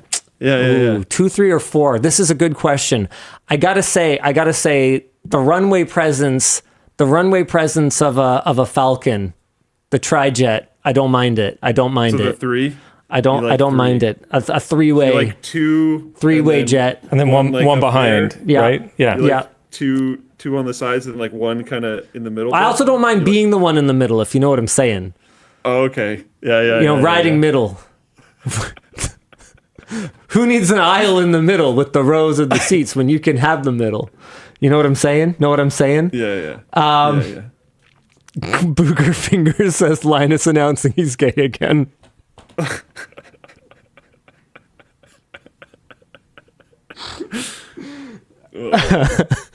Anywho, so for those of you on the subreddit wondering if this is real, I was genuinely pretty curious about this. I was like, okay, what could possibly be wrong with this thing to make it $3.5 million? I think what happened is they missed a zero. I found a listing for another plane that had 4,405.5 hours since new and 2930 landings. So here, let's just key that in. 4405.5 hours since new jet for sale. Because that seems, r/oddly specific. And it appears to be this one. It's a Hawker 4000, which is not that Airbus. Looks like, oh man, where is it? This is stupid. Why, AI, why are you so stupid? Like, why do I have to do this? Why do I have to put in the site? See, here's the one. There, 3.5 mil and 4,405 hours since new, 2930 landings. So it looks like this Facebook post just had completely the wrong plane. I gotta say though, once again, Luke, like, are you seeing this? I am surprised. Because whenever I looked up, like, how much does a private jet cost? Here, check this out. Your screen is pretty small for me. Whenever I looked up, how much does a private jet cost? I'd get answers like 25 million, $50 million, or, whatever. Yeah, but I mean, that's probably new, right? Like, this isn't a new plane. No, this is a 2008. But still. Yeah. But I bet you this was up there when it was new. Oh, I'm sure it was, but is it really? Am I incredibly lame because I was actually more interested in what laptop that was? The laptop. Oh, dude, this picture was taken when PCMCIA was a thing, buddy. Yeah. Look at that. Not even that one. Oh, so that one is interesting. You don't like that one? I was talking about the other laptop. You don't like that? Hold on. What are these magazines? Is that Ohio Magazine? No, I don't know what this is. Flying. Have you seen the latest Flying? Flying. How staged is that out of 10? Okay, sorry. What laptop are we talking about? Go to a previous photo. This is the same You'll one. See it. What? Sorry, I have a big delay. Dude, oh, it's the same laptop. Dude, Intel Centrino, baby. Get that Centrino. Let's go. How long has it been since whatever, because I guarantee you this picture was actually taken relatively recently, because the interior of this plane has been redone since 2008. So this is a new photo. I just guarantee you that whoever does the staging for these photos just didn't bother to replace this laptop for 20 years. Yeah. Also, this is clearly Photoshopped. Three audio jacks in the front. How rough is that? Heck yeah. Dude, I'm liking the audio jacks. You could rebind those in software, get that good 5.1.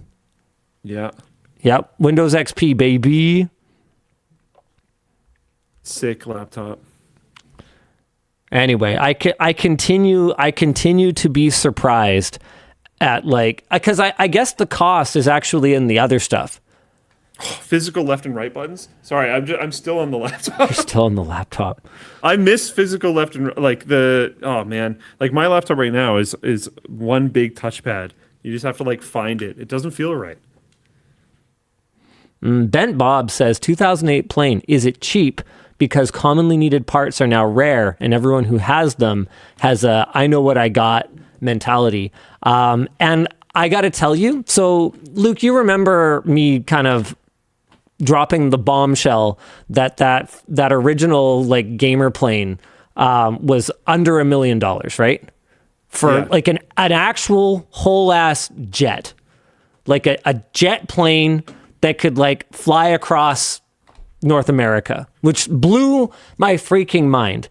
And sorry, what was it? Bob or something like that? Yeah, Bent Bob nailed it. Absolutely nailed it. A huge part of why an older craft like that would be so cheap is because the cost of maintaining it is so much higher than the cost of acquiring it, that it's kind of like over leveraging a house that goes down in value, so you're effectively underwater. Like, there reaches a point where they're worth more as the spare parts for the other people who are desperately trying to keep their older planes in the air than they're worth to try to bring them back up to speed and keep them flying. So it's a whole thing. And I got to tell you, as someone who only recently learned about any of this, I was blown away by how few of these planes they actually make.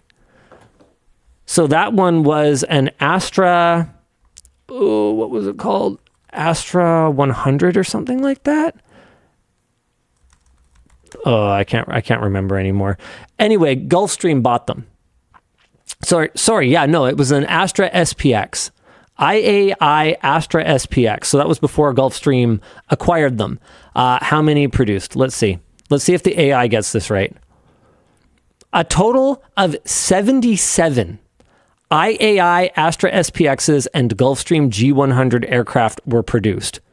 So, and that appears to actually be right, according to Wikipedia. So that includes both the original Astra and the G100, which had a wider and longer cabin, a revised nose, and something. So they produced those back in, I think, the late 80s or something like that. Don't quote me on that. When were these actually produced? Yeah, manufactured from 1985 to 2017. Okay, no. So that number is only for the original one, if I recall correctly. No, look at this. Total 265 over 30 years. Like, they don't make that many of these things. So getting the spare parts for them, if the manufacturer is not able or willing to make you one, you literally, in a paper Rolodex, could have the name and number of every single person on Earth who owns another one and who could possibly have that water pump, or who knows, right? Like, I don't know what parts planes have. So yeah, Carnival says that for that Hawker 4000 that we were looking at a second ago, here, Control-Shift-T, let's see if I can bring this back up. Yeah, so for this guy, apparently there were 73 made. 73. So like, you, me, and Dan could, on our fingers and toes, almost count the number of these planes that there are in the world, which, I don't know, just kind of blew my mind. Probably still functional. We totally could. I just thought, you're probably right. Yeah, you're probably right. And you talk to like aviation people, and they will literally know like how many of them are still in service. Right. And they can get retired for any number of reasons. They could crash. They could just not be worth it. You hear about this with cars sometimes too, but I've also heard that it's sometimes the case where people will literally buy two, and one of them is literally only purchased as a donor plane. Yep.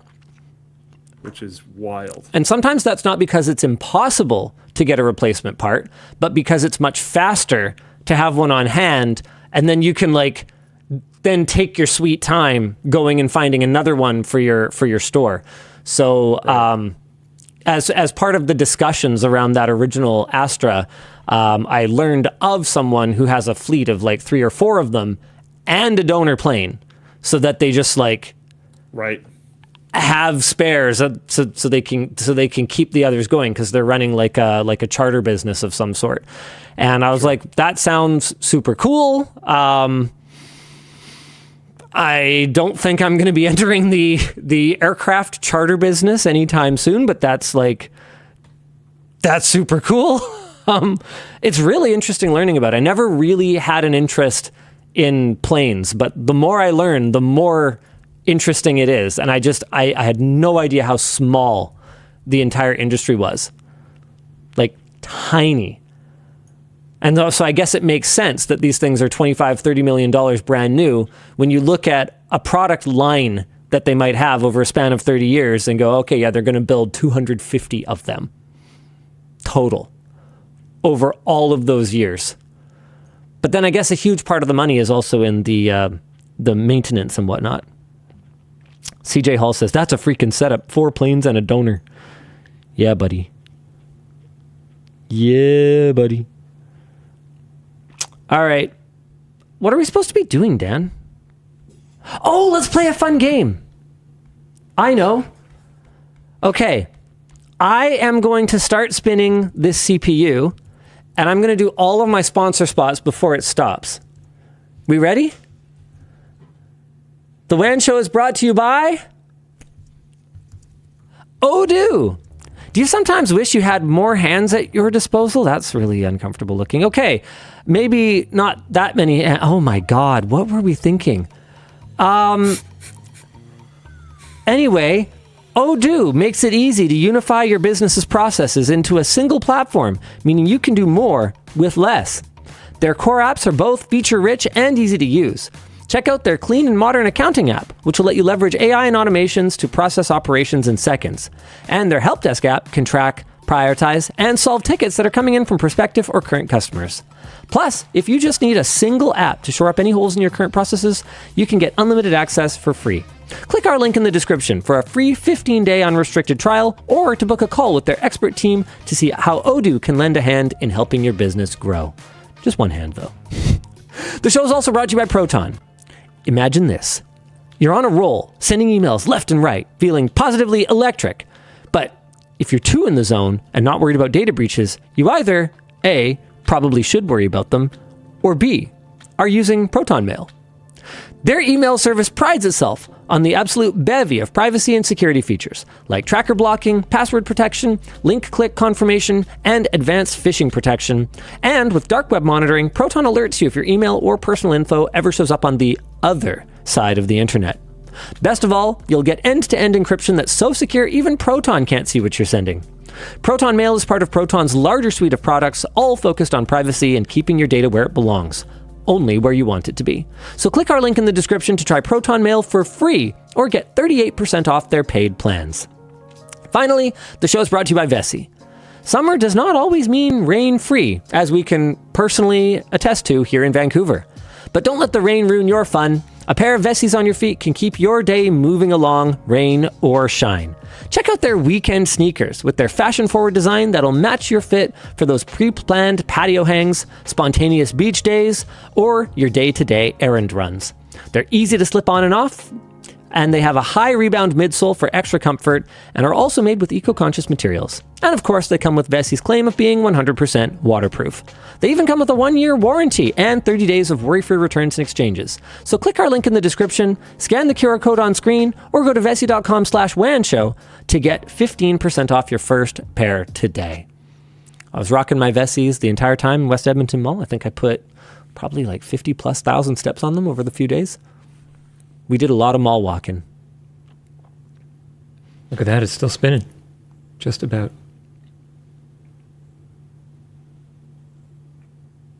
Wait, did you start the sponsor segments with a spin? Yeah. And it's still going? Yeah. Barely. That's actually kind of sick. But it is still going. Wow. Yeah, buddy.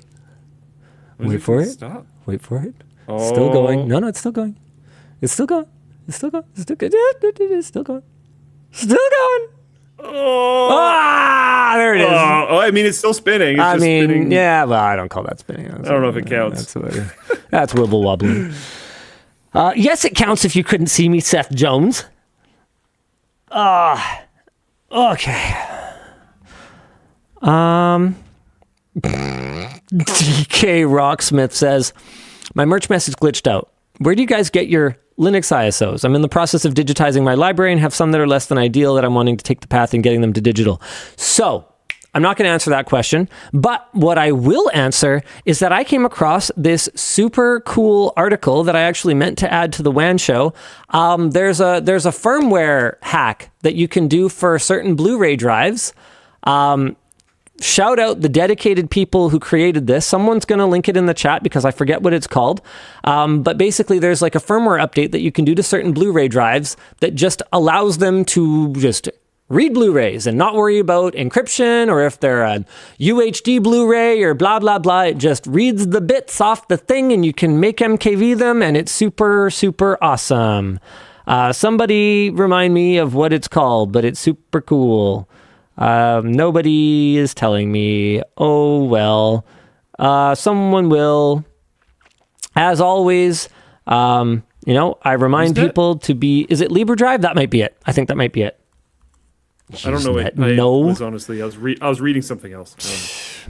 A LibreDrive is a mode of operation of an optical disk drive wherein the data and all the disks can be accessed directly without any restrictions.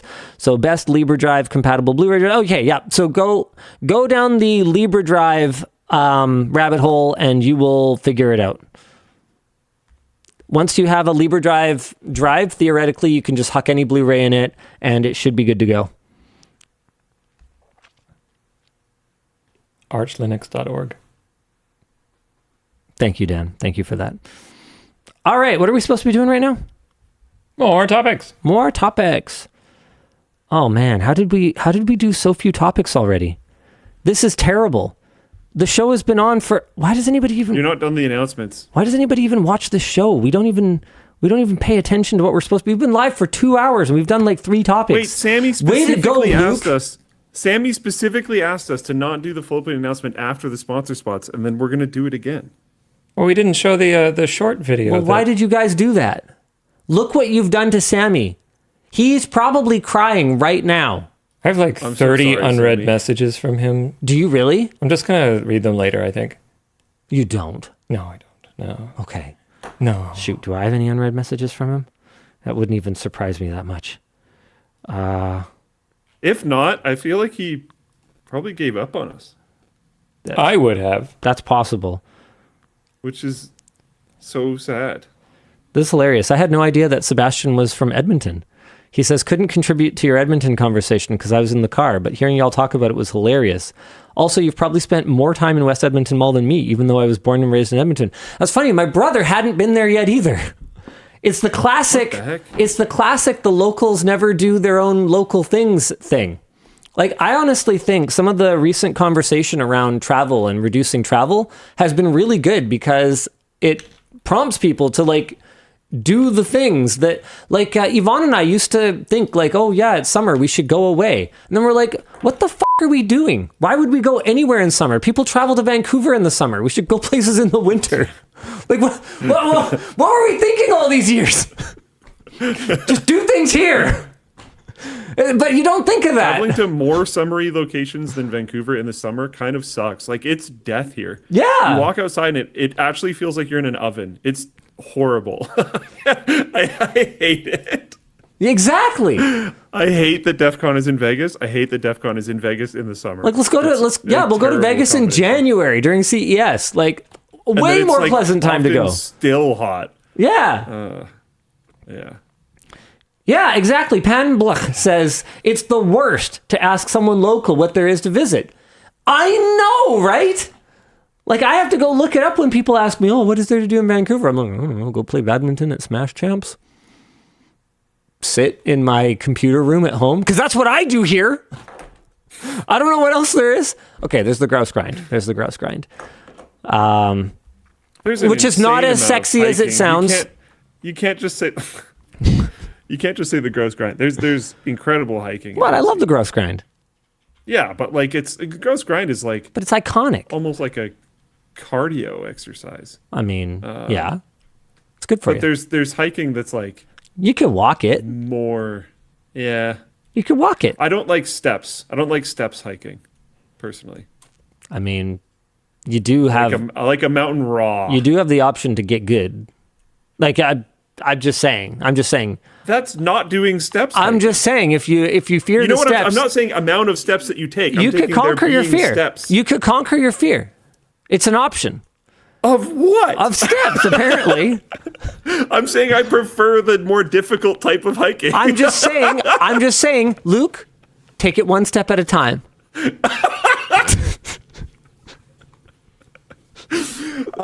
I'll be there with you. It'll be okay. I'll be there. I'll be there waiting at the top. You can go up a step.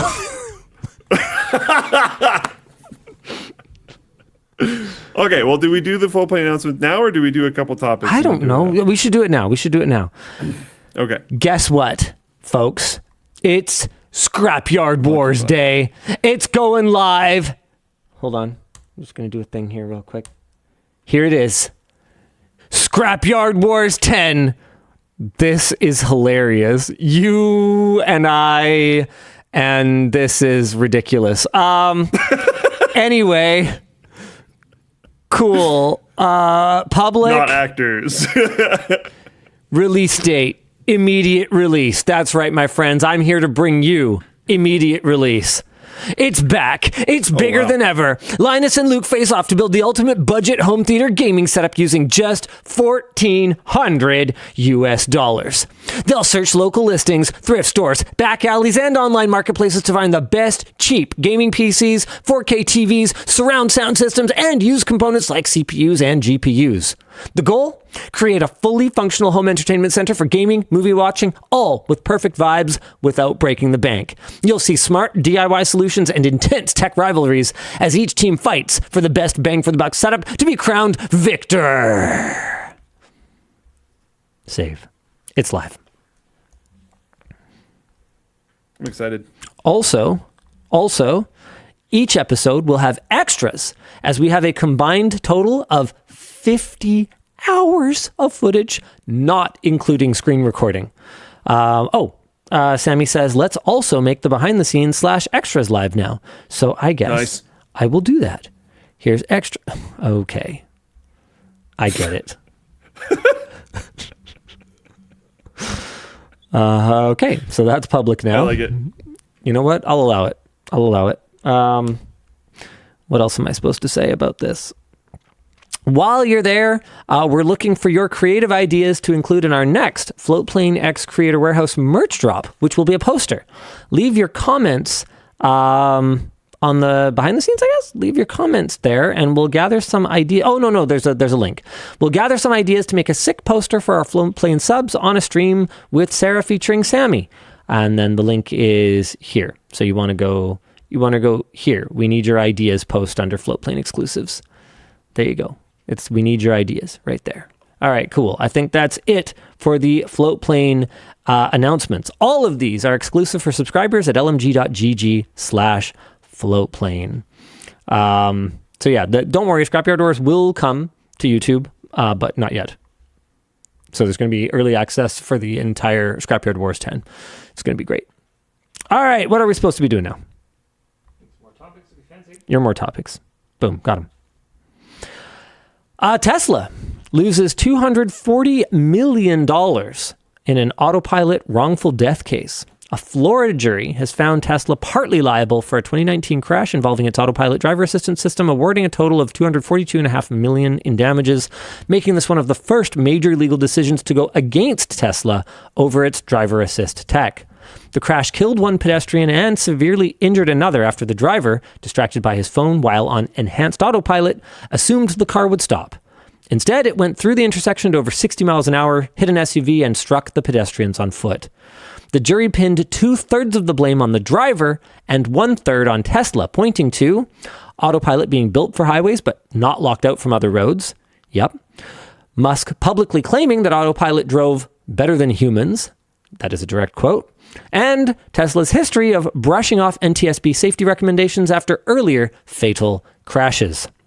It is a tough question because the whole better than humans thing could technically still be true. I mean, if he was on his phone, it might have been, maybe two people would have been dead.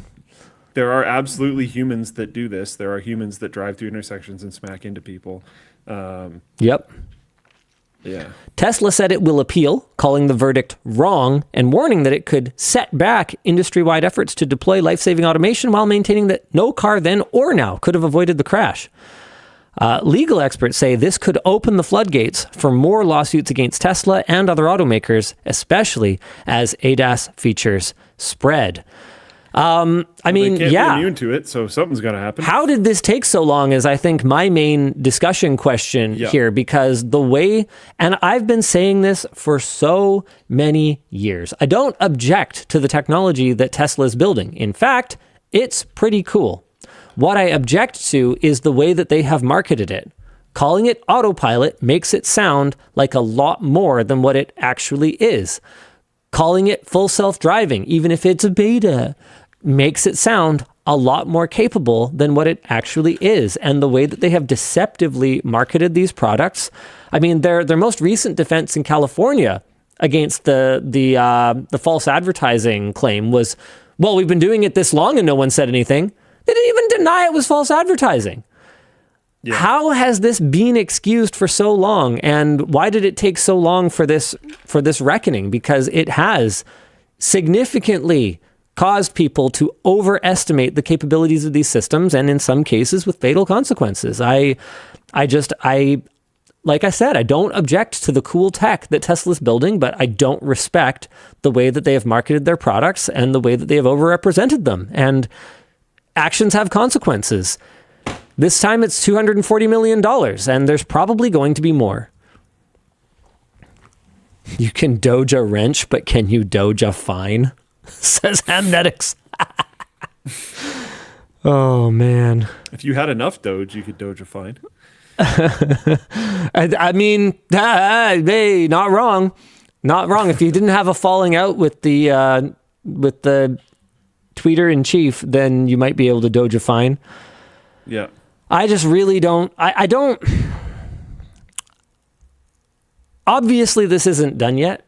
You know, there's going to be plenty of appealness. I mean, this is probably going to make it all the way to the Supreme Court, just because of the. I think that Tesla's not wrong. The cooling effect that this could have on development in the industry could be very strong.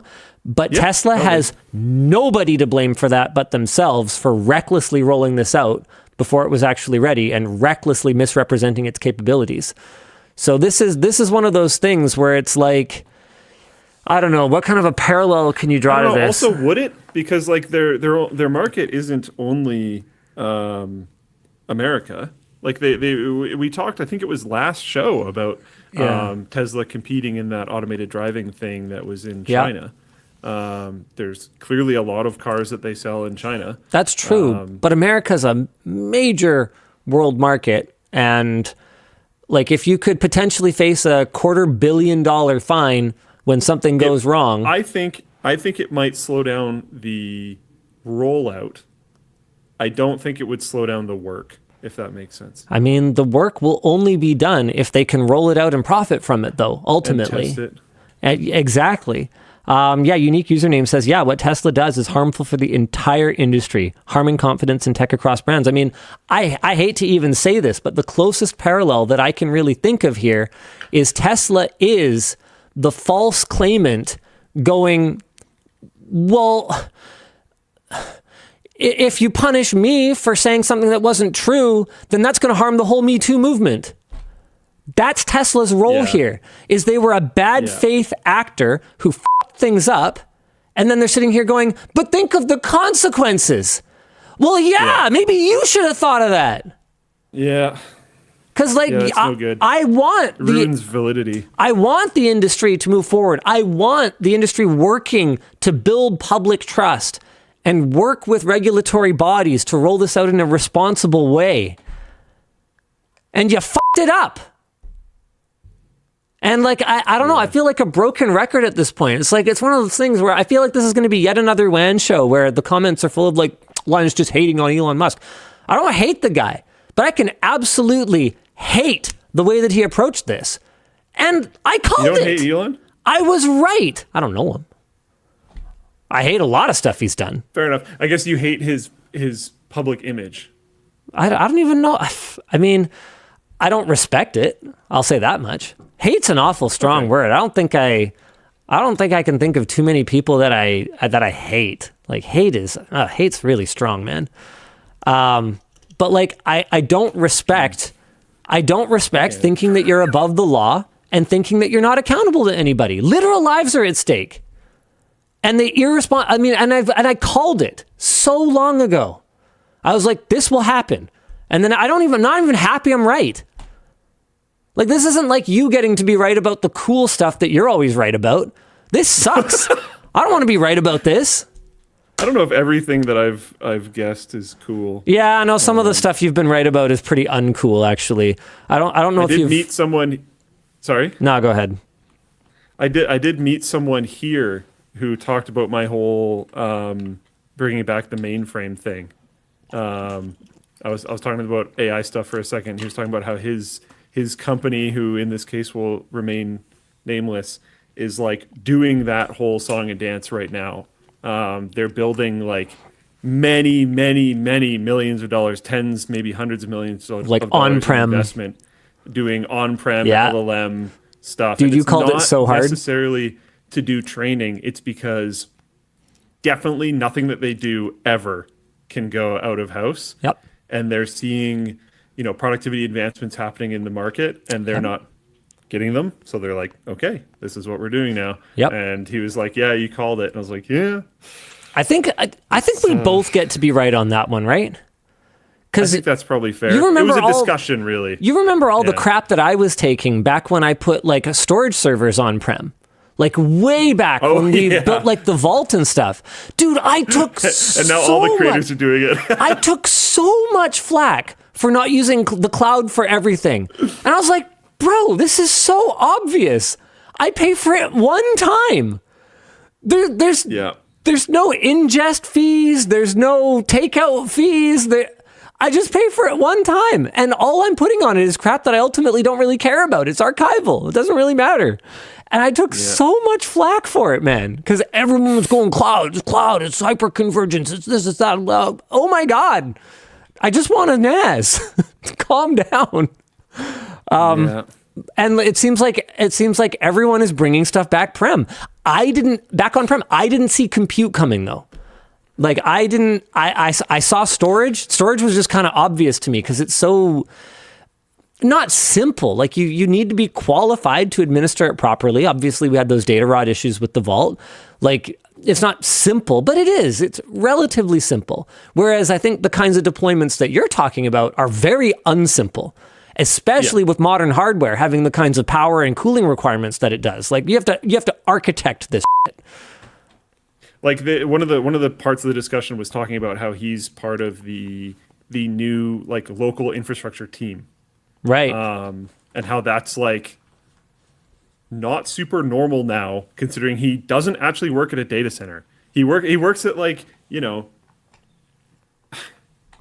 the amount of money going into it might make it sound like a data center externally, but it's like really not. It's amazing how not large far $10 server. million goes these days. Yeah, exactly. Yeah, it's a very sizable server room, and he has like himself and a very small team, and they're managing it, and it's interesting because this is like how things worked when you and I were getting into the industry, and then it kind of stopped being that way. Everything it was the same. Like nobody got fired for buying IBM. Yeah, it was like nobody got fired for moving things to the cloud. And then now it's starting to come back, which is cool. It's medical is my guess. I can't say yes or no. It's a good guess though. That is one of the fields that would be doing this type of thing. Medical, legal, military. There's plenty of reasons that you would want to have on-prem. Yeah. Yeah. Big, massive, big money companies that need to be able to move efficiently because everyone does. And there is no possible chance that the stuff that they're working on can go public at any time. And then it's like, okay, well, you can't use these public, like OpenAI chatbot models then. Although, they did just announce that they're open sourcing some stuff, but you can't use the traditional login to the website type system. Seth Jones, bringing us back just a little bit, in Floatplane chat says, does the way that Tesla overpromises their tech at all mirror what the current AI industry is doing with AI tools?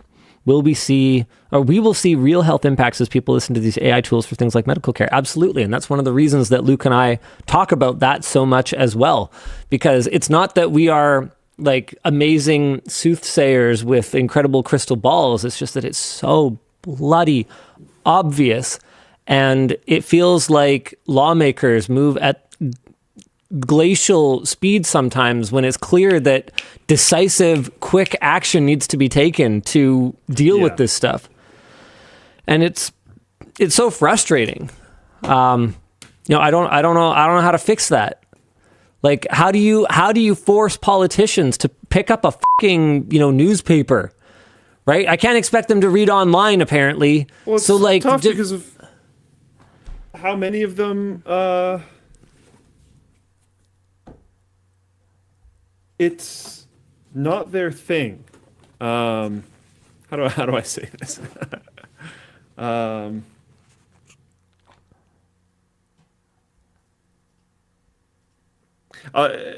lot of country leadership all over the place is just like extremely geriatric, just to be blunt. Yeah. I guess. And it's like when like cars becoming a thing was like a big thing in your life. LLMs might not exactly be top of mind right now. It just... When you went to school and used chalk and paper. On slate. Yeah. Like... Yeah. Like, damn, dude. Come on. This is a big part of why Lina Khan was cool. Is... Yeah. Literally just because... this is more of the stuff that like she grew up with as the topical thing at the time. I'd like to once again extend an invitation to Lina Khan to come move to Canada and be our prime minister. Yeah. I'm just saying, I will personally run your campaign to be prime minister of Canada. I'll volunteer. To be clear, I don't think Carney's done anything particularly egregiously offensive to me yet. I just rather Lina. We're on a first name basis. I call her Lina. Oh yeah, okay. Yeah. She calls me Linus. It's our thing.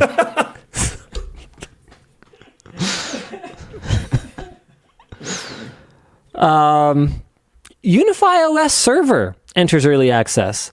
Ubiquiti released Unify OS Server, which allows users to self-host the entire Unify stack on their own hardware. TLDR on the need for this, if you have a Unify ecosystem like wireless access points, Unify cameras, access control, this allows you to bring your own hardware instead of buying a cloud device or multiple cloud devices for you or your clients. Or not necessarily cloud, but like controller devices. Installing and owning a Unify controller isn't necessarily new. It's gone through several revisions over the years. They've had dedicated hardware like the Cloud Key, which I think was only about $100 when it was released. It had just 2 gigs of RAM and a slow quad-core SoC. They also have beefy dedicated hardware like the Cloud Key Enterprise. The Dream Machine, if I recall correctly, can also act as a Unify controller. And then it determines like how many Unify devices you can manage, how powerful your controller is. But this is super cool. Now you can just like bring your own hardware. The requirement for the Unify OS server are a minimum of 20 gigs of free space, WSL, Windows Subsystem for Linux v2, or Linux Podman 4.3.1 Plus. The biggest reason this is exciting is that the old Unify software that was available on computers could only host Unify Network to manage things like Wi-Fi, but this is now adding Unify Identity, which controls user access to buildings and such. Super cool! So you could just like have it run in a VM. You could make it super resilient and have failover or high availability or whatever else. You can do anything you can do with a computer that you can administer on-prem with your own hardware. And that is just super cool for a company that still somehow has not transitioned to a subscription model.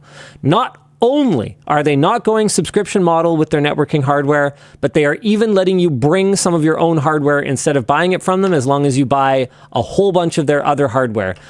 Ubiquiti, has such an enlightened approach to how much of their hardware I should be forced to buy. The answer is zero. I should be forced to buy 0 of your hardware. Apple, I already bought your AirPods Pro 2s. I shouldn't need another Apple device to monitor my battery life on it. I already bought the product, so I should have the functionality of it. Ubiquiti seems to embrace that. I buy the access point, it should just work. Now I can bring my own controller hardware because at the end of the day, I bought the access point. I am your customer. It's super based. And I like it. Good job, Ubiquity. Sorry, I sound like angry, but I'm happy. Sorry, what's Hamnetics talking about? Oh, no, never mind. All right. Oh. Google claims that AI isn't killing website clicks. But you sure about that? No. David wanted me to do a Tim Robinson voice. I forget the voice. I'm sorry. After a report from the Pew Research Center backed up claims from SEO experts that AI summaries are causing a massive reduction in click-through to websites of nearly 50% via search engines, head of Google Search Liz Reed responded in a blog post that said third-party reports were based on flawed methodologies, isolated examples, or traffic changes that occurred prior to the rollout of AI features in search. She further actually that total organic click volume from Google search to websites has been relatively stable year over year, and average click quality has increased. The problem with all of this is that while Pew Research Center, not to mention our friends over at, oh God, I forget, House Fresh. Whew, that was close. Also, I think the anecdotal evidence of most people using Google. Yeah, so Pew Research Center and our friends over at House Fresh brought the data, but Liz Reed brought some words with no data to back this up, other than "trust me, bro," which I think Google at this point has kind of utilized their full allocation of how many "bro trust me's" they get. So I'd love to see Google actually bring the data here.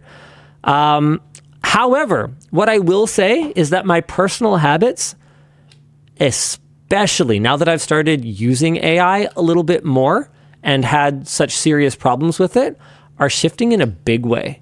So I will read an AI summary, and now I won't just click through one source. I'll actually click through more than one. Is something that I've noticed myself doing, especially over the last couple of weeks. Now all of a sudden, trust stuff less. I trust everything less now. Yeah. Like the AI summary has eroded my trust, not only in the AI summary, but even in the sources that it is citing, if that makes sense. Yeah. I have no bro trust left, Luke.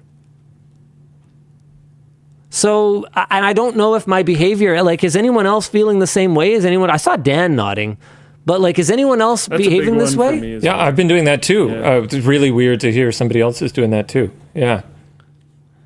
Sometimes I just want the AI summary stuff. Sometimes. But I don't trust it. Weird. Why is that the natural progression of this? Bubbly Charizard asks, is there a limit on the Trust Me Bro warranties? You have already used a bunch with the single-layer backpack issues. I'm not really sure what you mean by using a bunch. What we did was we offered a remedy, and then we offered a virtual second layer, such that if the first layer wears through on one that doesn't have the 2 layers, then you contact us and we fix it or get a replacement. I'm sorry, I'm just 100% not sure if I understand your question. And then our limited lifetime warranty for the backpack is laid out on our site. So yeah, anyone else? I literally just don't believe anything made after 2023, says Krusty Trombone. Is that where we're headed? Like, dude, I would occasionally, very occasionally, let's say once every 6 months, I would open up Facebook so that I could browse my incredible Facebook Marketplace algorithm, and I would start scrolling, like the main feed. And I'd like watch some videos or something. I straight up don't even bother anymore because I'm so sure that so much of what I'm looking at is fake. Yeah. Like, is it all just ruined at this point? The internet is kind of a dumpster fire right now. And I don't think there's going to be much undoing it. Parallelogram says, I've had professors who will not allow sources unless they were pre-COVID because so many of the newer ones are fake. What? Yeah. No, that actually completely makes sense to me. It's rough. I think you know how I've mentioned this a couple times on WAN Show, but you know how the like crypto bros tried to say that blockchain was Web 4. I think AI garbage might be effectively Web 4 because the sad. web Why do you? iterations, in my opinion, are Is this like a competition? changes. Are you just trying to find something worse to be right about than what I was right about? Yeah, maybe. Because My like thing is, I think you're right, but like, I don't wow. know the actual rules for like how those iterations happen. I don't know that there really are. Here's any. a But colored metal. yeah, really, yeah. Because like I think to me it's always like how using the internet now feels significantly different. That's the way that I've seen like Web 1, Web 2, Web 3. Sure. Each one of those Sure. line up for me as in the way that I use and interact with the internet significantly changed around this time. And blockchain didn't do almost anything for that for the vast majority of people. But Yeah. AI garbage has massively changed how people interact with the internet and how people perceive the internet. Both of those things have massively changed. Yeah. One of our discussion questions on this one is, what's your favorite alternative search engine, present or past? Those are Web 3. Wait, did I Alta skip a Vista, number? baby. Ask Jeeves. Nice. Web 3. I have to confess that I didn't really think about how automatically I use Google until I switched over to Graphene Oh, yeah, I OS. skipped one. So sorry. I meant Oh. I went Web 3, not Web 4. My bad. Thanks, Whatever.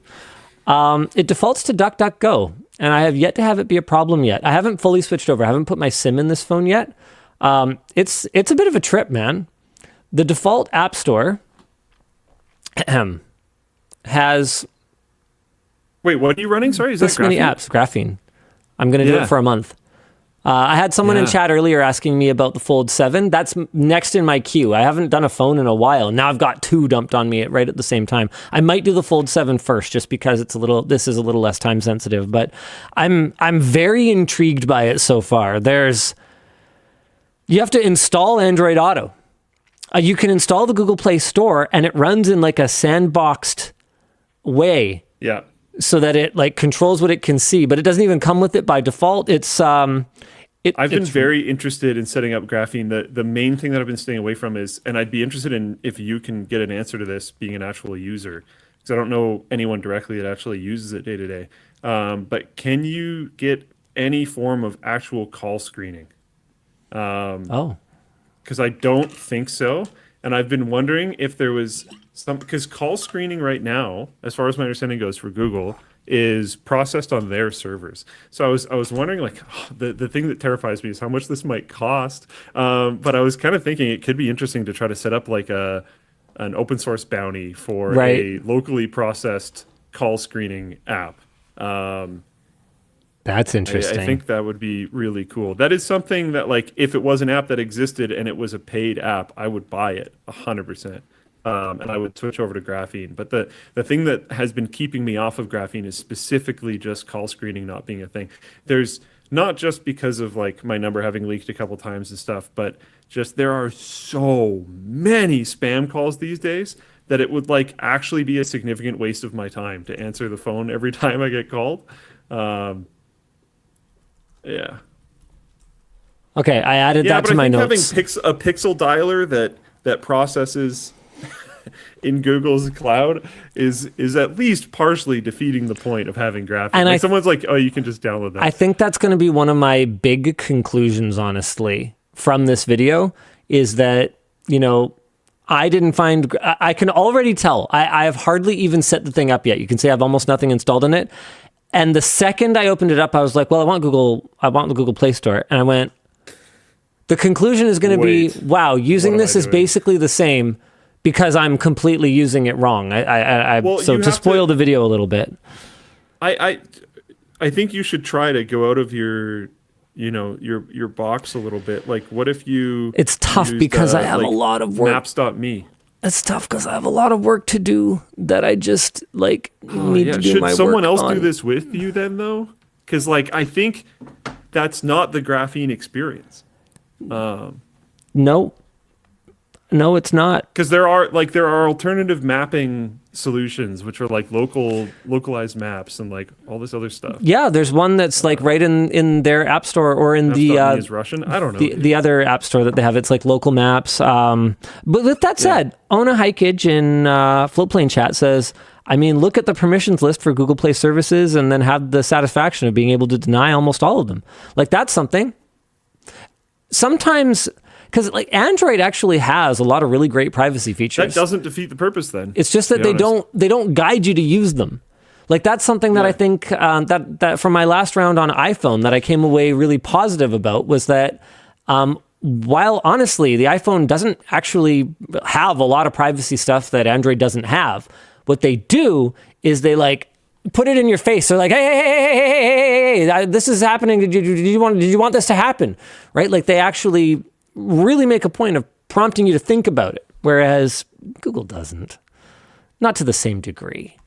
And so if it's as simple as, making me think about it a little bit more, maybe Graphene OS does have a point, even for someone like me who isn't going to stop using Otter for meeting transcription and isn't going to stop using Teams and isn't going to stop logging into my corporate G Suite account, as system-wide as I possibly can so that I have a more seamless experience, right? Like, I'm going to do all those things, but hey, at least it's not any worse than it has to be.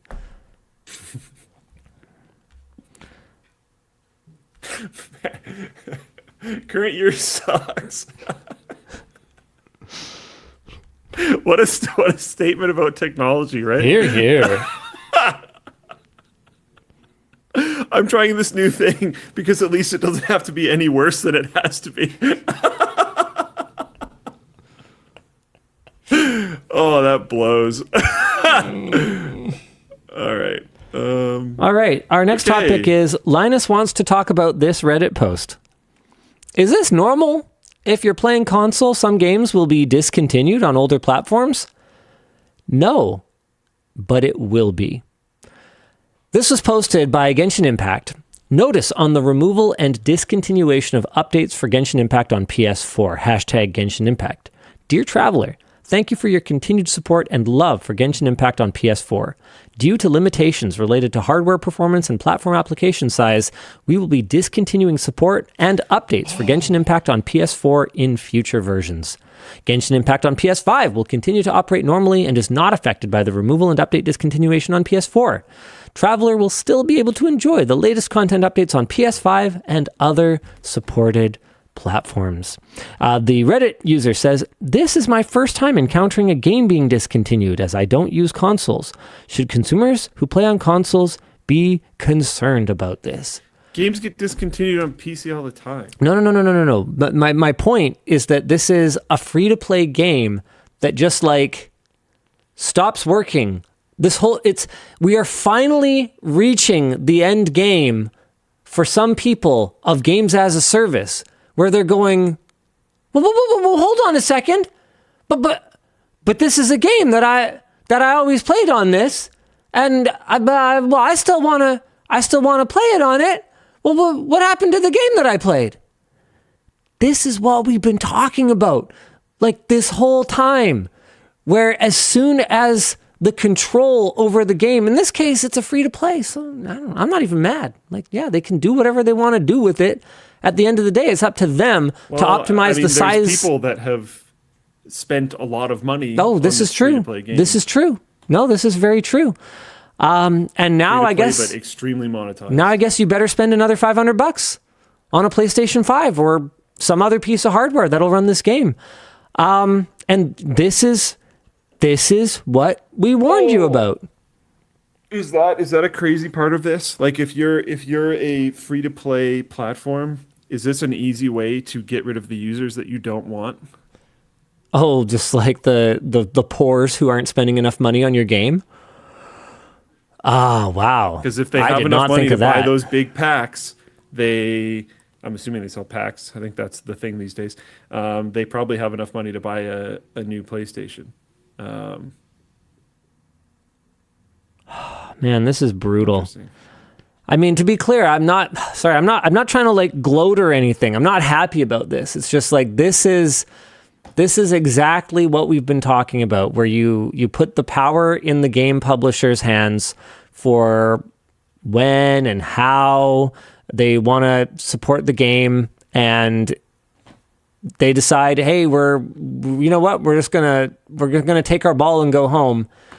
That's it. You're completely at their mercy. You don't play that game anymore. I got to say, it's one of the reasons that I have a really hard time investing myself in any way, in any kind of live service gaming experience. Yeah. At the end of the day, sure. Next time I log in, it'll be different. And if I really liked it the way that it was, I feel like a lot of the toxicity that we see in these communities, where they kind of, something gets buffed, half the community is mad. Something gets nerfed, half the community is mad. It's like, yeah. One of the problems is just be happy they didn't rip it out of your hands entirely, I guess, is the only consolation I can offer. One of the problems is even single player games are getting post-launch balance changes these days, which I just don't get, but is absolutely a thing. Like nothing is really safe from the developers continuing to meddle. Regitis says, does WoW still have the same hardware requirements as when it was released 20 years ago? Absolutely not. And this may surprise you, but I have never subscribed to WoW. But you could play a privateered pirate server of the original WoW that does have the same hardware requirements. With Genshin, you're just kind of like... Let's go PC gaming. You're just kind of boned, I guess. There are privateer servers for Are Genshin there really? as well. Someone mentioned it in Floatplane chat. All right. I had no idea. Okay, that's pretty cool. Yeah, Elijah makes a good point. I mean, the game runs on a phone, so from his point of view, this seems like 100% an excuse to get rid of the pores. That's like, it's such a cynical take, but I wish I could refute it. But are they really putting that much server load on? Just firing up the game on their PlayStation and playing Genshin Impact? Like it's rendered locally. Like what's the load? They mentioned performance, and I wonder if it's like, they want to release some new zone and it's going to just not function or something. I have no idea. Fogel BR said, this isn't taking your ball and going home. This is popping the player's ball and walking away. Yeah, I get it. I still think I wouldn't be surprised if there was at least an undertone of we're not worried about those users, though. Seriously. Yeah. Because if you're a free-to-play game and you have users that never pay for microtransactions, those users cost you money. I guess that's true. It doesn't matter if they're only costing you a little bit. They're costing you money. They're costing you money. There is an aspect to it where they are fodder for your paid users. They are the minions that your paid users get to cleave through and look down on. So you want at least some of them, but you probably don't need that many, Yeah. Man, that's adding another layer of cynicism to it. Like having the pores just be fodder for the pay-to-wins. So having them be part of your balanced ecosystem. That's crazy. That's crazy. No, I'm certain that's a thing. I used to think about this, and I would talk about it sometimes with Tarkov too, because Tarkov had a skill system. It was really weird that a first-person shooter game had a skill system, and the skill system took forever to level up. Like for reference, like I played that game a ton. I don't think I ever actually maxed out a skill. Right, because they don't want you to. Unless you're like a streamer, bro, and you play this game for your living, and also you are the advertisement. So if you have skills, once you get a skill to max level in Tarkov, not only is it strong, but you unlock unique perks that are like really strong. Okay. And it gives you a definite actual advantage in the game. So if all your streamer bros have an advantage in the game, and also play all the time, so they're really good, then they make the game look like way cooler and way awesomer. Yes, and then you're like, oh, I want to go, kill all these dudes and get all their gear and be better than everyone as well. And then you go play and you just get wrecked. because now you are the cannon fodder for the streamer bros. It's an interesting concept. There's so much incentive right now to make your game good for streamers. I think This a lot of is people so saw this gross. with PUBG. PUBG had a really, really, really, really strong natural cycle of intense focus gameplay. So it was like intense focus looting round with a little bit of a lull after that, where you're probably just running or moving or whatever, and you can talk to chat, answer some merch messages, message things, thanks some people, whatever, and then get into the late game fight, and then die, and then get into the lobby where you can sit back and fully relax and talk with your chat for a while and respond to more subscription stuff. And then you get into another game and it keeps cycling. Because if you play a game like, I don't know, this is a topical game right now, Battlefield. Battlefield might not be as strong of a streaming game because it doesn't necessarily have the break cycle that something like a Apex Legends or a PUBG or whatever else might have. So there's these like, is it a good game for streamers? Because if it is a good game for streamers, whether or not that translates to the users individually does mean that you have like the best possible advertising engine for games on your side, which means you'll probably win regardless. Like we see this with Among Us, I think is another good example. Among Us is like an incredibly good streaming game. Among Us didn't take off for a really long time. Among Us was not super talked about. And then it took off with streamers, which made it take off in sales, and now it's like a cultural phenomenon. And then a bunch of games have been made in the spirit of Among Us, whether or not they're actually like Among Us directly or not. They've been made with that same type of spirit. And we saw the exact same thing happen with PUBG. The strongest marketing engine in the world is going to be able to dictate the type of games that are made, and the ways that they're made, and the benefits that certain players may or may not have. It's a wild world. My laptop's doing that thing again, so give me a sec. Okay.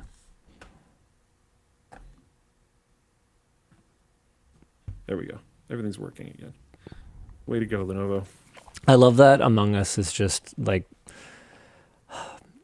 it was you. It was you I was talking to about this when you saw Adam's title for the YouTube profanity relaxation thing. You were like, oh, it's like the Blink song. And I was like, no, the origin of that is actually George Carlin's bit, the 7 words you cannot say.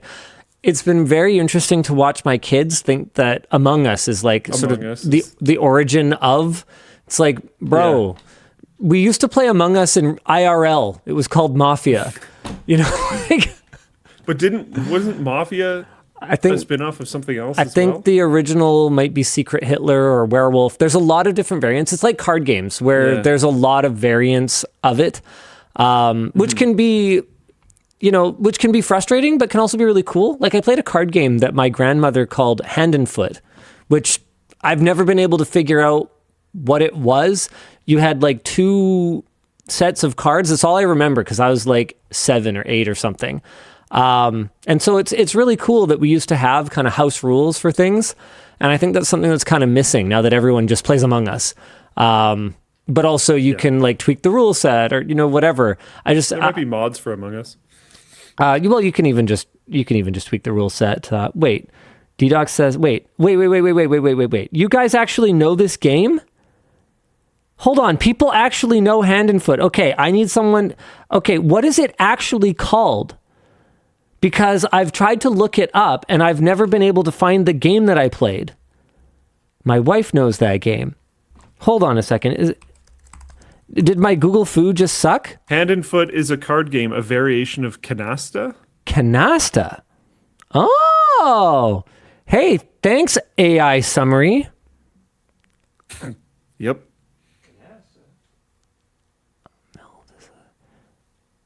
How to play Hand and Foot? Okay, apparently I just sucked at looking this up before. I did look it up years and years ago because I was like, oh, I'd love to play that game that I played when I was a kid. I couldn't find any information on it. Some people are saying it's a version of Rummy. No, it's a variation of Canasta. Okay, I'm gonna have to figure out this Canasta thing. Oh, here's probably a source that I could maybe trust, since they have been trusted since 1885, you know. Wait, they don't even make bicycles. Liars. Oh boy. This is why they promote this game, though. Ah, wow. Yeah, that's how they get you. That's how they get you. 5 to 6 decks of cards. Okay. All right. I'm officially adding play hand input to my list of things to do with the kids. Feel free to pick a topic in the meantime. Okay. Whoa, what the heck just happened? There we go. PSA, Instagram added maps and your location is on by default. Perfect. Yesterday, Instagram updated to have a map feature where you can see events and other stories from around the world. The problem is this is on by default, so if you happen to post a story from your house, it lets all your followers know your exact location. Holy crap, that is the dumbest thing. So turn this setting off, either deny Instagram having location access in your phone settings, or in-app, navigate to Story, Live and Location, and turn location sharing to no one. Elijah said, I saw this story since I was following someone who had over 4 million followers, and people started sending her screenshots of her house on Google because she posted a story of her cat. Wow. Oh my God. All right. Well, I need to log into my Insta real quick. At least I don't post on Instagram. Yeah, so. me neither. But what if I accidentally did at some point? Yeah, I'm going to change this right now. I hope there's some way they can get sued for this. I doubt it. They should be able to get sued for doxing people for that. Default enabled needs to be something that is like cared about more. Okay, so what do? We go to in-app, we navigate to Story, Live, and Location. Oh my God, and then how are there location this sharing many to no one. settings in the Instagram app? Like, ugh. Also from Meta. I don't care. I'd never use this app. I really don't know just about anything about it.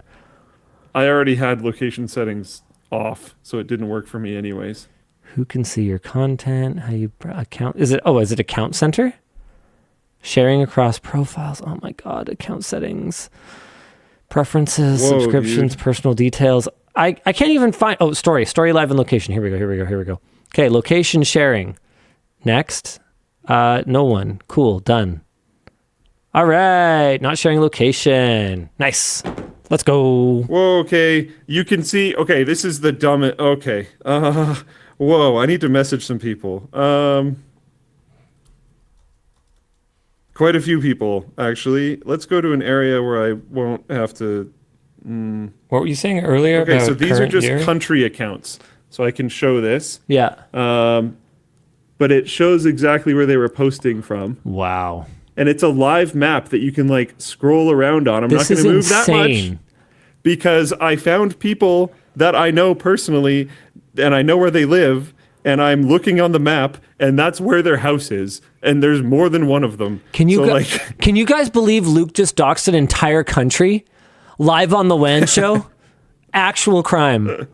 Dude, this is well, I crazy. didn't zoom in far enough, but I might have doxed who is running those countries' accounts. Is someone going to have to die like for Meta to take this stuff seriously? Will they even? Like this is actually this is insane. Holy crap. I didn't think it would literally just give you a map that you can scroll around and see everyone that you're following actively with their most recent stories. Like that is wild. Elijah said, and it was a Snap Maps thing from like 10 years ago. This is so dumb. This is actually just very brain dead. Yeah, like there's one that I follow and I don't know this person, but the Snap Map location is like in suburbia in kind of the middle of nowhere, so it's probably their house. That's really bad. Whoa. In other news, Microsoft thinks we're going to throw away our keyboards by the year 2030. Microsoft corporate VP of OS security, David Dwizzle-Yeston, made some bold claims in a video posted on the Windows YouTube channel about Microsoft's vision of computing in 2030. TLDR, the future is AI. Among numerous ideas about how AI agents will improve OS security and computing in general in the next 5 years, Weston claimed that the world of mousing around and typing will feel as alien as it does to Gen Z to use MS-DOS, and said that we will have unlimited compute in the form of quantum. YouTube viewers commenting on the video tend to take issue with Dwizzle's predictions. Herman Wooster, 8944, asks, why is the VP of OS security suggesting such unsecure modes of interaction?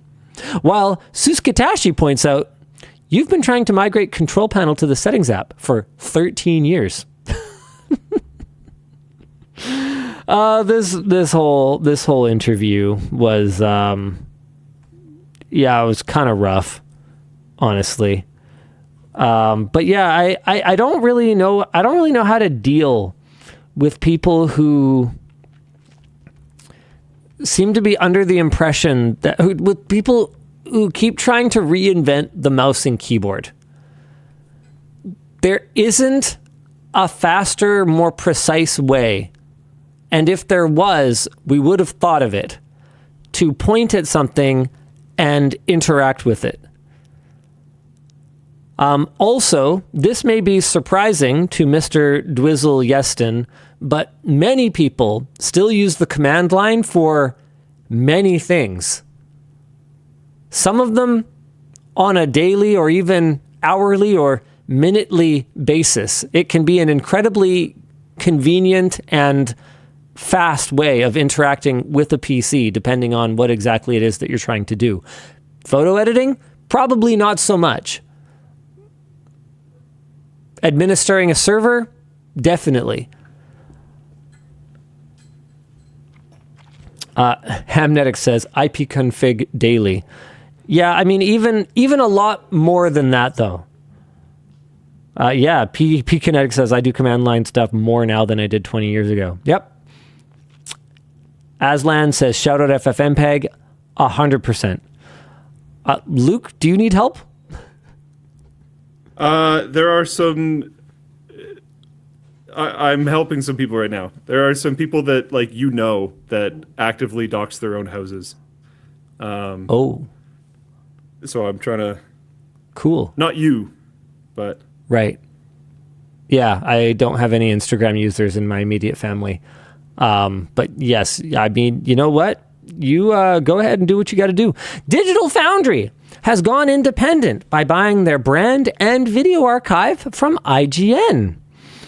After years of shared ownership, which passed from parent company to parent company, and David has a note here, Eurogamer's parent company, Gamers Network, first bought 50% of Digital Foundry, but was then bought by ReedPop, and then IGN's parent company, Ziff Davis, bought Gamers Network from them. Ziff Davis has had back-to-back rounds of layoffs and offered the buyback to Ledbetter. Richard Ledbetter has bought back a majority share of Digital Foundry, the company he founded around 20 years ago, by adding 25% to the 50% ownership he already had. The final 25% will be held by investor Rupert Lohman, co-founder of Eurogamer. Although we don't know the exact cost of the buyback, Ledbetter said, I think this is pretty much easily the biggest thing I've ever bought, more than my house. Ledbetter also insists that Digital Foundry won't see major changes or move to a primarily subscription-based model, and hopes that they can more easily pursue some of the passion projects that their parent companies have shied away from, like a retro games-focused podcast. That would be pretty cool.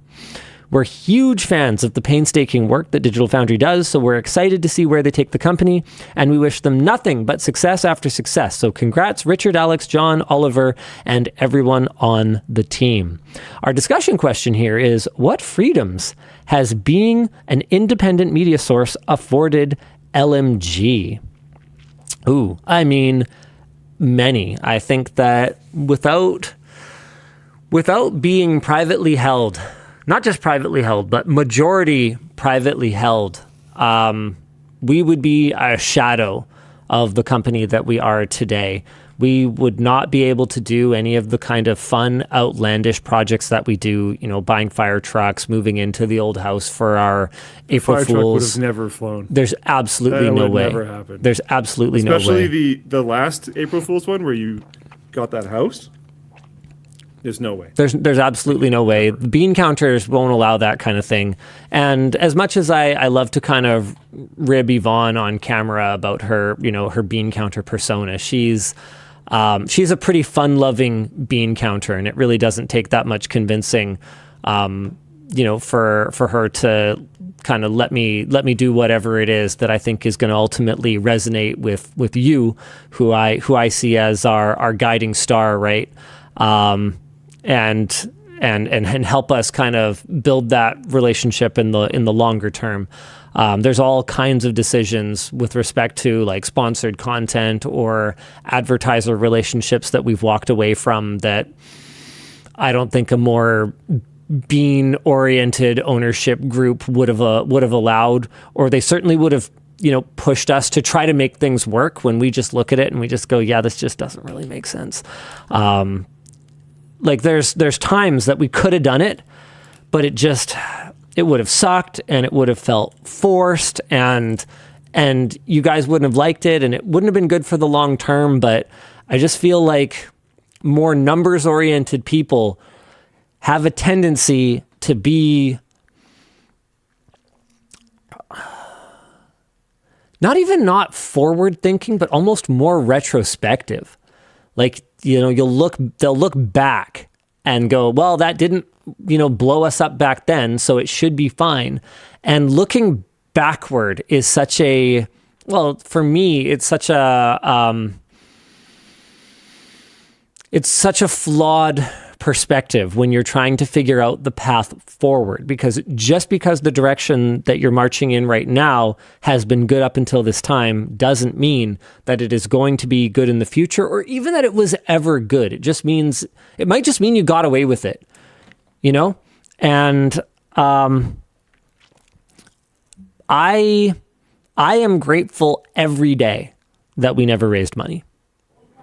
Every day that we do anything, I'm like, man, I am so glad that I'm not accountable to some bean counter owner that can tell me how to do my job, because at the end of the day, my job is to be me. And hopefully, enough of you out there relate to that this whole thing doesn't collapse, right? Like it's pretty scary and also humbling to think about that we are one of the longest standing like influencer organizations / people. Like I hail from a completely different era of online influencers before the word even existed. And yeah, I'm not on many actually multiple eras. The rise and fall of many KOLs, key online influencers. That was the first term that had influencer in it that I remember. From before that was just like a thing.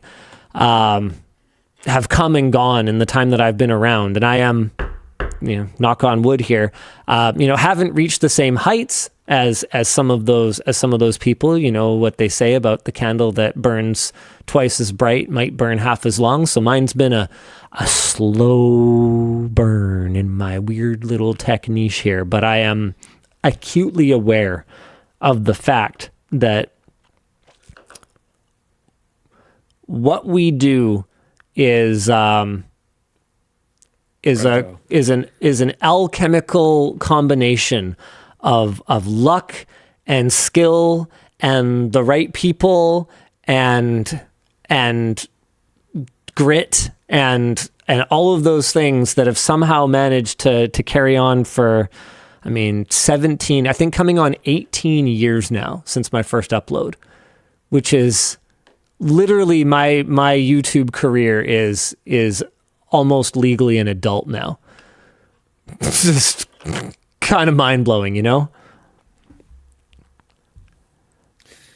It It is kind of wild.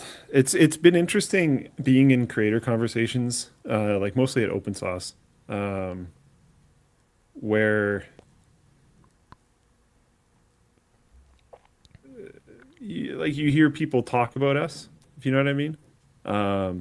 There's very few people still around that know that we kind of like pioneered ads, which in a pretty large way, directly or indirectly, enabled a lot of creators to do this as a job. There's, to be clear, I just want to I want a point of clarification. We weren't the first to do the like podcast style, like, ad reads inside our videos, but we were one of the first to do it, with like the cutaway to essentially very similar to Google's own AdSense spots. We were one of the first to do sponsorship reads like that with the link above the fold. And we used to use YouTube's annotations, so you could like click on it and interact with it and go to the sponsor's website and stuff like that. And what we definitely were, for better or for worse, was we were one of the first to explain it to our audience and explain how the economics of AdSense were not going to allow the scale that we could see for this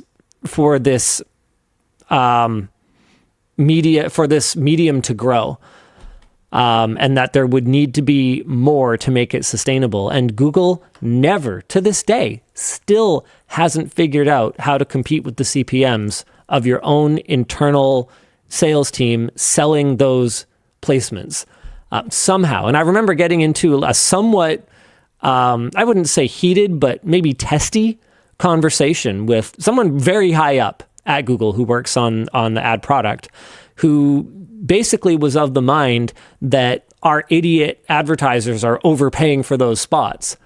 And I said, no, your idiot product is not selling optimally enough, because if you guys were getting the same CPMs that I was, I wouldn't even need to do it. We agreed to disagree. We agreed to disagree. What a terrible take. Whoa. I would not want a person with that opinion to lead a team that I was on. Well, it depends. No, because I don't want to be down on the guy. Because honestly, the reason I was talking to him in the first place was he's smart as a f***ing whip. Like one of the smartest people that I have ever had the pleasure of speaking with. There's a reason that he's in the position he's in. However, I think people can end up in their bubble a little bit, and he's in a very data-driven bubble. From his perspective, when it comes down to the raw data, he's right. They are overpaying because you should only pay a market rate.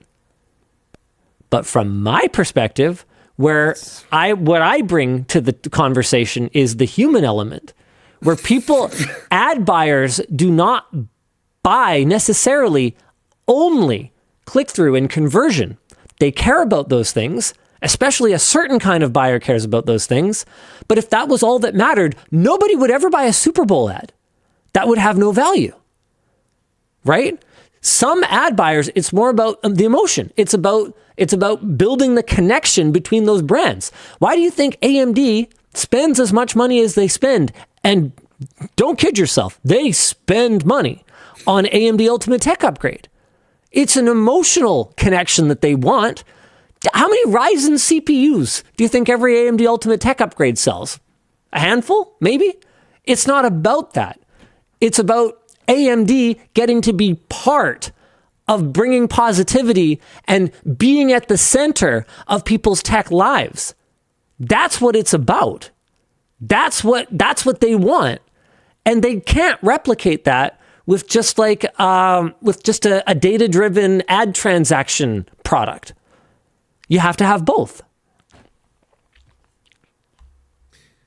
Yeah, I hope he has some more conversations with you in the future. Yeah. Sorry, what? I hope he has more conversations with you on that topic in the future. Well, because one of the things that I was kind of pitching was I would love to have more tools for us selling against their integration tools. Yeah. Like why? Like because. Which was what I was ultimately trying to get at, was we know our product better than you ever could. And I don't have to prove that because I already did. Because I can sell it for more than you can. So either get good or let me be good. But what we're doing right now is, I think, it creates a really fragmented product for the user. I think that for a user who pays for YouTube Premium, the fact that so much baked-in sponsorness is in their content is a really discombobulating experience. And I would love to streamline the product so that if Google can figure out how to make their ad service products actually work, and if they can give us the tools where we can feed our own content into them, that could be a net benefit to both sides. And a better experience for the users. If you could properly sell takeovers as well, I think ads would like that. Sorry, brands would like that. Like if you could have it so that the Google ads and the baked-in ads on a video were from the same company. Yeah. I mean, Hatho says, trust is important to me. The majority of the publications and channels, I don't trust their product recommendations without my own research, but with LTT's integrity and my investment as a viewer, product recommendations have weight. And that's something that we strive for. And we don't always get it right. I want to make that abundantly clear. But what we do is we take your feedback. He said doo-doo. Sorry. What we do is we take your feedback and we bring that back to our business team, and we make sure that they are constantly revising from a category standpoint, from a business type standpoint, and even down to individual brand standpoint, who we're willing to work with. Yeah. I got him. All right, what do we got next? I don't know. Digital Foundry. Gabe Newell. I thought I said we're not doing this topic. Gabe Newell bought a super yacht manufacturer. Okay. Should we talk about Microsoft and the keyboards thing? Did we talk about that already? Okay, hold on a second. Actually, I have a completely almost unrelated topic of conversation. Why does Gabe Newell seem to get a billionaire pass? Why does nobody seem to care that he just floats around on multiple hundreds of millions of dollars yachts in times of financial turmoil, but we hate Amazon for doing it? Or Bezos, rather specifically. And Bezos is probably a bad example because it's very clear why everyone hates him. Workers are very clearly in an abusive relationship with the company. I think that's honestly probably a lot of it. People like the product. People like Steam and Valve and the games that they make. Yeah, they like the product. But Valve, the press around them, the press around Amazon is the warehouse workers are horrifically abused, and the drivers are peeing in bottles. And they're running out of people in the entire country of America that haven't at least worked there once and would be an eligible person to work there because they've cycled through so many people because no one wants to keep working forget there. Bezos for a second. What about Larry Ellison? Okay, nobody likes Oracle is nobody likes incredibly Oracle. Oppressive, horrible thing. But nobody seems to hate Ellison for having a giant yacht or a plane or whatever.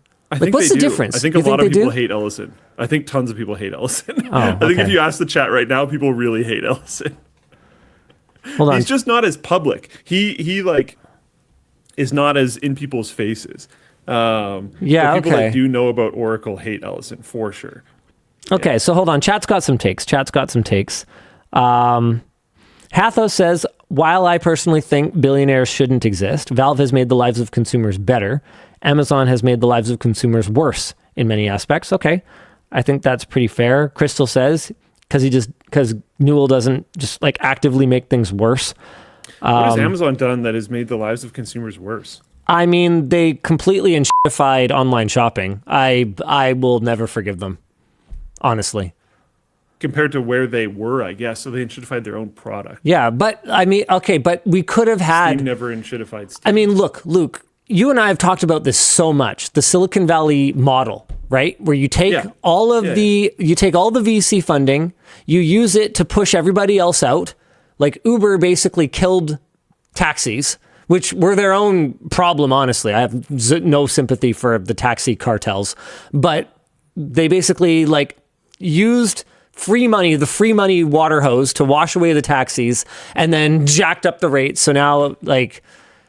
Okay, yeah. So they hurt companies that already existed that deserve to still be able to or thrive. they hurt... I mean, that's consumer patterns. So like, or they hurt... With Amazon... Hold on, I'm not done with Amazon, though. Because what Amazon harmed was the development of a more organic, healthier ecosystem by just hoovering up everything in their path, by not making money for so long. And maybe I'm just I can't bleep it, but maybe I'm just a bad word for approaching this way. But I don't know, man. I think Amazon created the opportunity, and people showed up.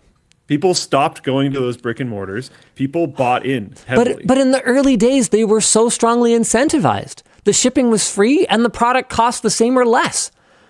So they sold us... All the writing was aggressively painted in blood on the walls. Oh, I mean, you can't... All the brick and mortars were going to die. You can't expect the average consumer to see that far in the future. They're not that smart. I mean, Amazon sold us a future. Good. Amazon sold us a future and then rug pulled it. Like, that's what people are mad about. They need to get good. It was talked about so much. It was in TV news. Yeah, that all the brick and mortars were going to die. This was like an extremely well-known thing, and people just bought in anyways. They didn't care about the brick and mortars until Amazon exercised their monopoly. And then they were like, oh, think about the people that we definitely killed by only buying from Amazon. I don't know. Anyways, yeah, Amazon's obviously trash. Breakdown says... I think gamers are incredibly tribalistic, and Steam is one of their friendly tribes. So gaming can do no wrong. Breakdown 1923 says nobody hates Jensen.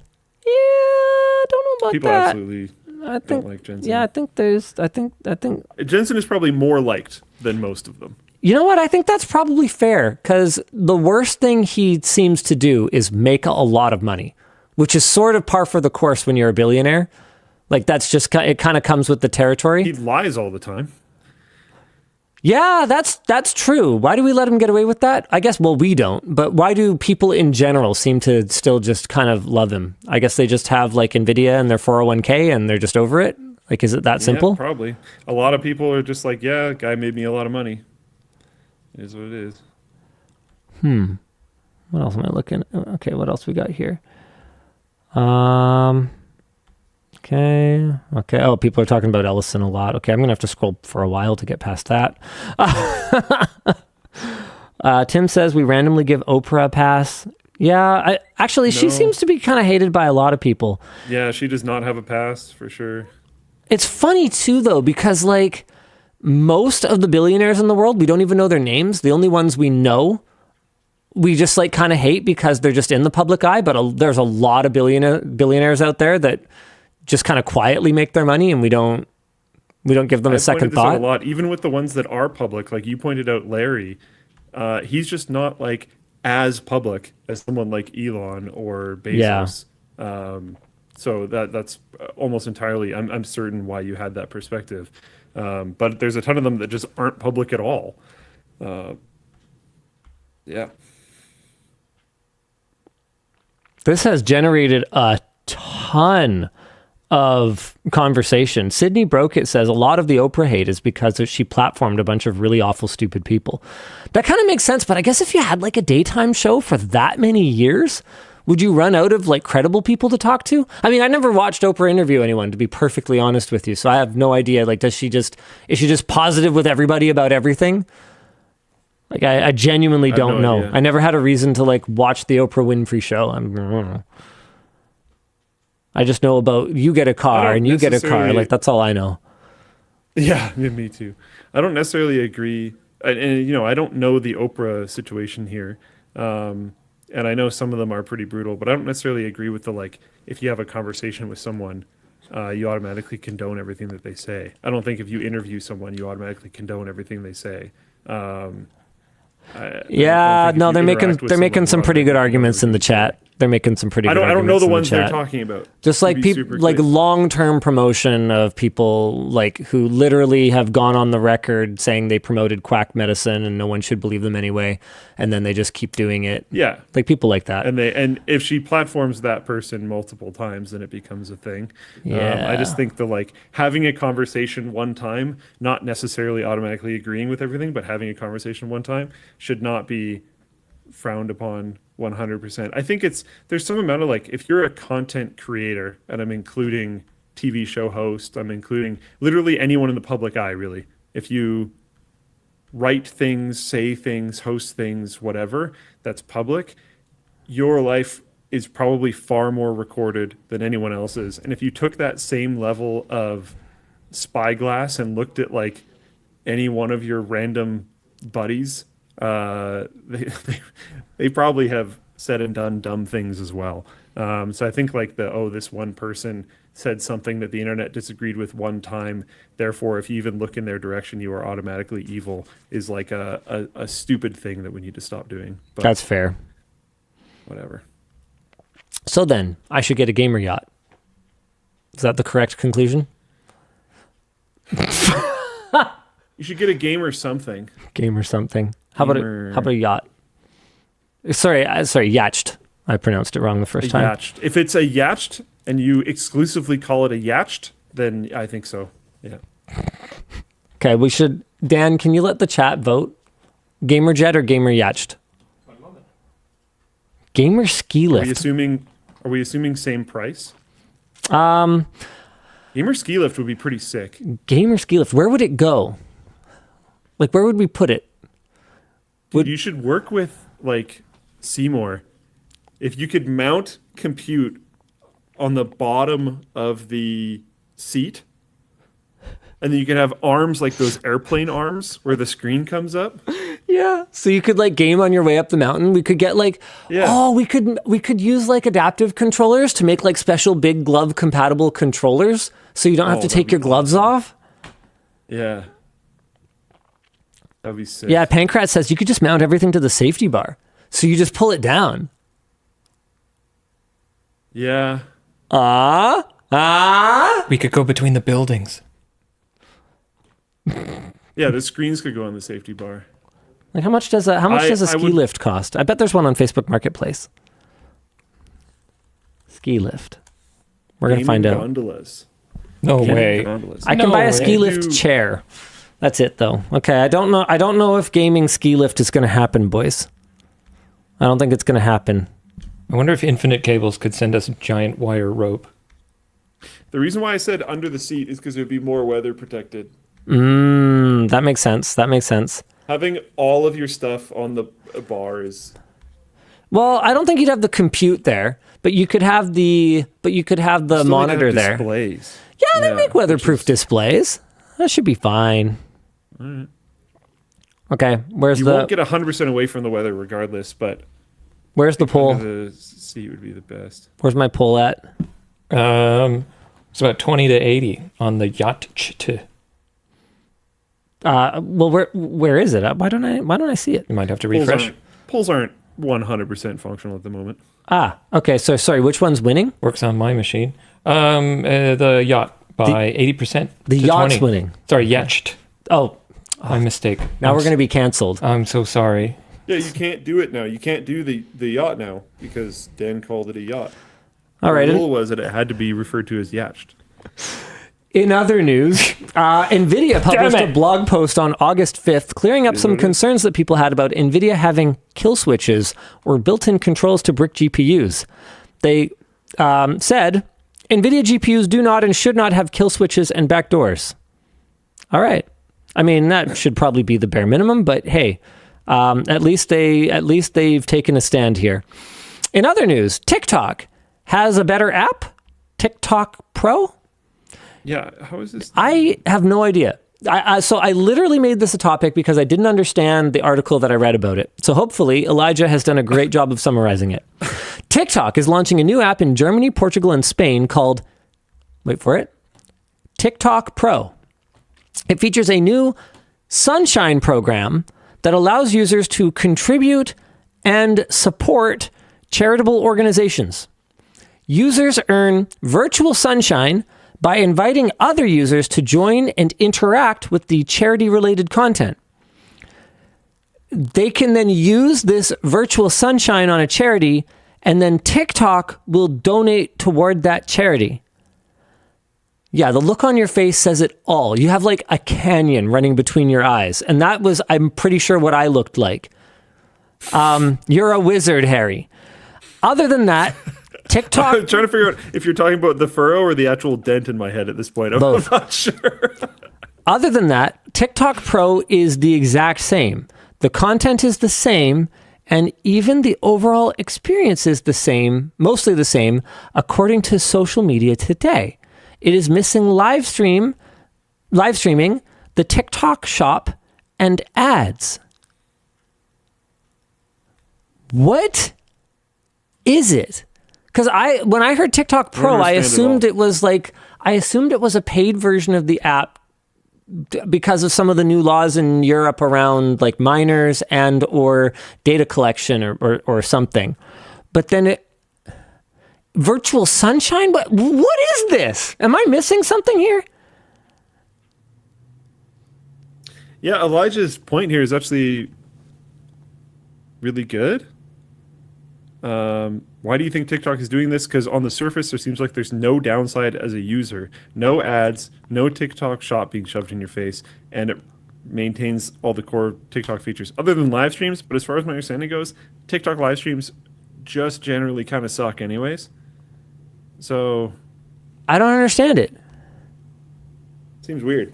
Okay, so we have no additional clarity. Nope. Neat. Let's go to After Dark. Okay. Did we only ever do one merch message earlier? Oh, lordy, Yeah. There were a lot of merch messages today. Oh, yeah. Cool. I did not expect people to be so excited about stickers. Some people bought stuff just for the stickers. D-Brand's onto something. Oh, and also the stickers. There's lots of stickers. Lots of people buying I'm so stickers. confused about Elijah making a good point. No, incorrect. False. Fake news. My friends call me. That fake news just means it's real news, but it inconveniences me. Like the meaning of fake news has changed. That sounds like fake news. It's not fake news then. It's just bad just information. lies. Yeah. Shall we begin? Can you make your light? Yeah, anytime, Dad. I can make you purple. Oh my God. And What the I just heck? take lift down. There we go. Sorry, yeah, I'm in Vegas right now, and I just looked outside to be like, is there purple lights? Because I don't know, I'm in Vegas, I could just open the windows more, and there's like horrifically drawn animated cats dancing on the sphere. Life is strange. Vegas moment. Yeah, I'm assuming it's a DEF CON Vegas moment. Makes sense. There. Anyways. Now you're purple. Oh, wow. Nice. I like it. Whoa, Kate. Wait, what? If He's I working moved, on is it. No. Dan's tuning it. There we go. Okay. Purple loop. Yeah, don't overthink it. Hello! Show us Big cats. fan of your videos. Oh, can you show us the cats? Oh my God. Oh, it just changed. Okay. Wow, tease. Well, if they come back, then yeah, I'll do it. All right, let's get through some of these. Hello, big fan of your videos. A large popular topic has always been how much VRAM or RAM is required in current year. But what about storage? What would be the minimum amount of storage to have in 2025? The reason that we don't really... To dedicated server. The reason we don't provide like a minimum amount of storage recommendation is that it is completely up to you, the user, to decide. Realistically, for my work laptop, I could probably get by with like 256 gigs. I don't store anything on it. I don't keep games on it. I don't keep media on it because all of the resources that I need to access are either in the cloud or on a local network attached storage device. But that answer is not going to be good for anyone who does, say, for example, local video editing on their laptop.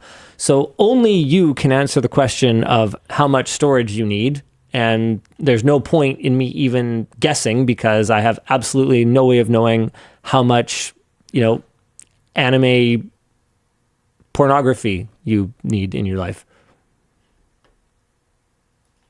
You watch the WAN show, so I assume a lot. That's why we have a 6 petabyte NAS at work. Yeah, it's for all of that. Yeah. Man of culture. Hello, LDL. Any upcoming games that you're highly anticipating? Any old game that you want to get people to play at Whaleland? Oh, this is interesting. Harpoon launched. Dang it. Got it. Got it. Got it. Why are you like this? So my bud, Tom Arnold, who goes by the developer handle Tom Arnold, emailed the other night letting us know that Harpoon has finally launched. It's a parking violation, car chomping, harpooning, racing, chaos simulation engine. We played it at the Whaleland at LTX when it was still in very, very much in early development. And he messaged the other day to say, it's now finally here, Harpoon. You're a tow truck with a harpoon, and you collect the things. I actually haven't played it in quite a while. These molten meteors are new, so that seems like an exciting new mechanic for me to get to try out. Anyway, it's finally up. There is shared and split screen PvP and co-op, and I'm always a big fan of fun new couch multiplayer games, and it's super affordable. It's like $4. So basically, if you want to try it out, the time that I've spent with it has been pretty fun. But like I said, it's been a while. I've been waiting for it to be finished, and it just came out yesterday. So check it out, Harpoon on Steam. Tom used to work with me at NCIX. He did the silly, like, cartoon style banner imagery for our weekly sale, among many, many, many other things. We worked together pretty closely, actually, on a number of projects that I just wouldn't have been able to bring to life without his humor and his art style. So super cool guy. So if you guys want to check out Harpoon, now is as good a time as any. Oh, there's one user review. Look at this. User review already. Posted on the 8th of August. A pleasant solo or co-op game. Harpoon and reel mechanics are gratifying. Sound effects are rich. Soundtrack is catchy and fitting of the aesthetic. At the time of launch, 100% of the game's achievement list is swift and fun to discover, which could make for a speedrun challenge. The animations and circumstances these vehicles go through to be destroyed are delightfully hilarious. Could make for an all-ages impromptu local remote experience within a competitive environment or as an icebreaker. There you go. Thanks, Cloud and Collected. All right. Up next. Hey, DLL, what is the most flagrant example of corruption you've seen in Vancouver? In Montreal, a developer offered me $10,000 cash to get help circulating a pro-development petition with elections upcoming. Oh, man, I don't know. There's so much. Most of Vancouver's money laundering, so it's going to be hard to see. Vancouver's a lot of, A former employee here, I remember them telling me that a former provincial level politician used to walk into the shop that his mom worked at and very regularly buy copious amounts of designer goods in cash. Very regularly. I think that's about as brazen and out in the open as corruption can be, because why on earth would you have that kind of cash? Hey, DLO, what are your thoughts on wealth flexing YouTubers and their influence on kids? Do you worry kids will have an unrealistic expectation about money and how hard it is to get certain things? I got to be honest with you. I sometimes worry about like wealthy influencers' own kids having unrealistic expectations about money and how hard it is to get certain things. We regularly will talk to our kids about how, like, mom and dad ran a successful company. You aren't necessarily getting everything that we acquired as an inheritance. You need to have realistic expectations, or you need to be ready to absolutely work your hiney off if you want to achieve, the kind of success that you might want to achieve. I don't let my kids watch like flexy YouTubers. They're not on TikTok. They're not on Instagram. They're not on Facebook.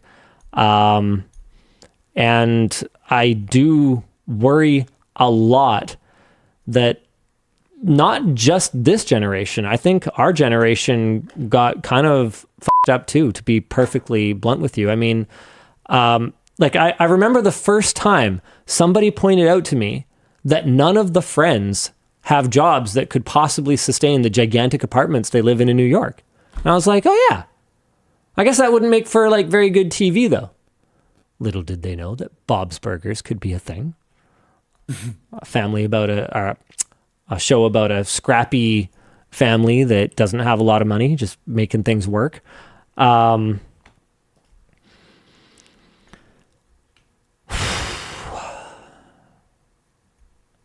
I mean, I think Chandler was the only one, though, right? Because Chandler was weird because I think he was in like a Microsoft ad at one point in time. No, that was just as an actor. Microsoft ad? No. I think there was a Friends-based Microsoft ad. Well, Jennifer Aniston and Matthew Perry were in an ad, I think. No, like I think it was Friends-based. I think it means like in the show. Oh, maybe. Yeah, maybe. So like that could kind of make sense. But like just because you work in TV doesn't mean you're rich. Like the King of the Hill reboot, the actor who played John Redcorn, the father of Bobby Hill's best friend, the biological father, he was recently tragically murdered actually, which is a real downer. So he actually is in the reboot, but he won't live to see it air, which is super sad. Anyway, I was reading about it because I saw the reboot was happening, and then I saw that he passed, and then I was looking around at the circumstances. He was like living in poverty.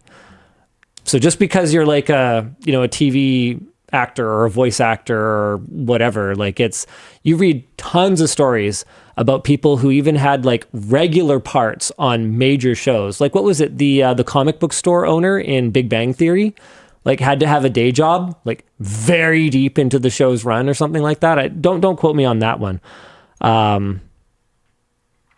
It's exactly why my aunt started PAL, to support like artists who were probably both very famous and also very poor. Yeah, Porto says part of Joey's plot was that he didn't have any money. And then, yeah, the economics of Seinfeld are don't make any sense either. Like Jerry, I think as he becomes a very successful comedian in the show, he becomes successful later on, I think, right? But like everyone else, what did they even do? How did they have it? How did Kramer have money? Velocet says people confuse fame with wealth. Yeah, 100%. I got to show you this. So I looked up the thing that I was talking about, and I was wrong. It was a Windows 95 video guide featuring Jennifer Aniston and Matthew Perry. Yeah. Oh, okay. So it was what I said then. Yeah. Yeah. Okay. Then I want to show you this. I'm going to send it to Dan so you can put it up on screen. Sure. Look at this actually insane ad that I just got on YouTube. Uh-oh. I screenshot the whole thing, but it's the one on the right above the TED Talk with Linus Torvalds. The one on the right. Let me know when you can see it. Kling AI. Unlocking AI's infinite possibilities. So we have... Look at what they're suggesting. 2 people, and so we want to ship them. But, like, think about how that would be used. Why do we need to do this? This is saying, like, you have a picture of yourself, and you have a picture of, like, some girl or some boy or whatever. Yep. And you can turn that into a video of them making out. Yeah. This generation is, like, screwed. Because like think about being in high school. Like, do you remember when we were in high school, how quickly like this guy made out with this girl would spread like wildfire without a video? Yeah. Yeah. It's also just like, you know this is going to happen to celebrities. Oh yeah, there'll be weird fanfic stuff. Yep. Or fan video fic, like.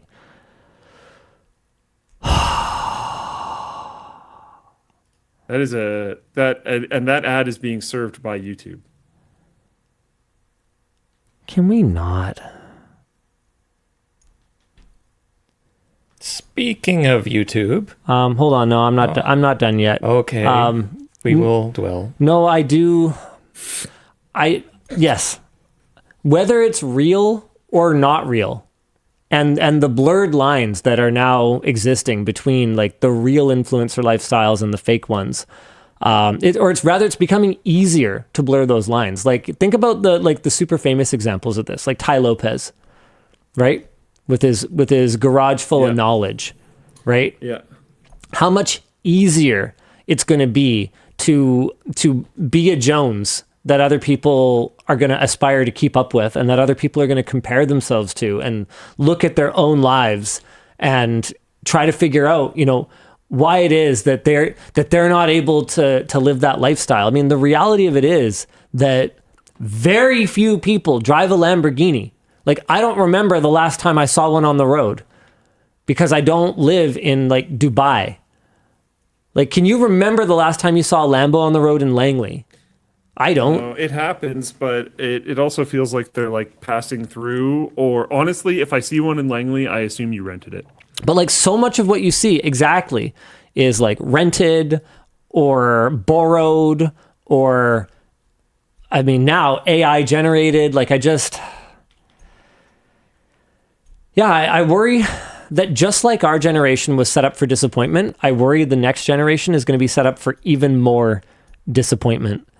And I had some people in. Go ahead. Not just in lifestyle, but also in like with the lifestyle you can afford, but also the lifestyle you will have socially, because of the interactions you'll have with AI are not going to line up with the interactions you have with people. Yeah.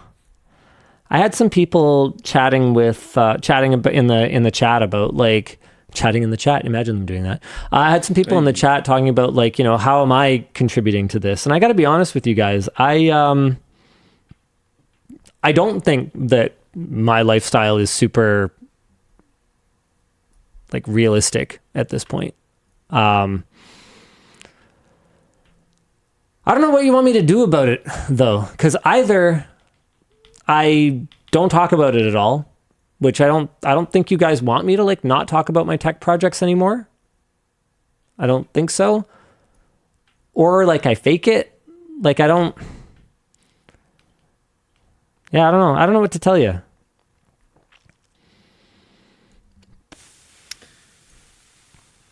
Like one of the things I want to do soon is set up the theater room for better voice comms for mixed in-person couch and remote couch gaming. I don't think that's a relatable problem, but we're going to end up using some fun tools that people could have their own uses for. It's going to be a really cool payoff where we can have like 10 gamers, some of which are in person and some of which are remoted in, all participating in like couch gaming together. Like it's going to be cool, but like, yeah, no, it's not relatable at all.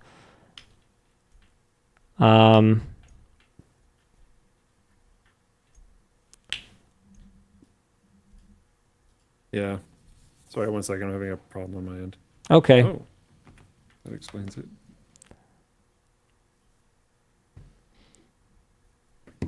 Just keep doing your stupid house tours.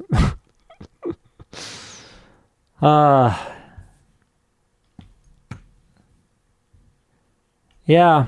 So yeah, Hathos. I guess maybe that's the balance, is not showing off luxury for the sake of it.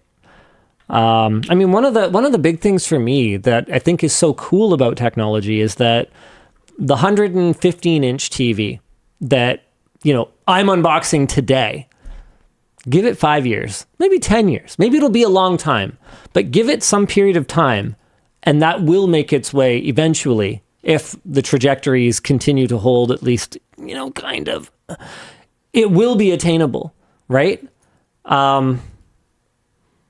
That's something that I think is really cool. It's been hard to watch it be less true. Like, it used to be that I could make a video about a cutting edge GPU, and like in a few years, just about anyone could get their hands on one, secondhand or whatever. Or the new generation, mainstream would be on par with the old top of the line one. Just, are we dead? Checking. Wrong button, Luke, they said.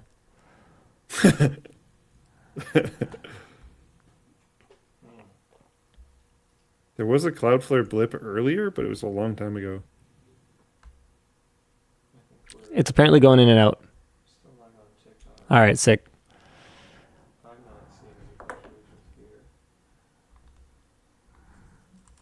Back. New F. Okay, Back again. let's do our next merch message. Sure thing. Good evening, gentlemen. Luke, have you seen Paco the Parrot on YouTube? I Yeah. believe this is the one that likes the LTT screwdriver. Is that right? Or is that a different parrot? There's many parrots that like our screwdriver. No, there's just many parrots on YouTube.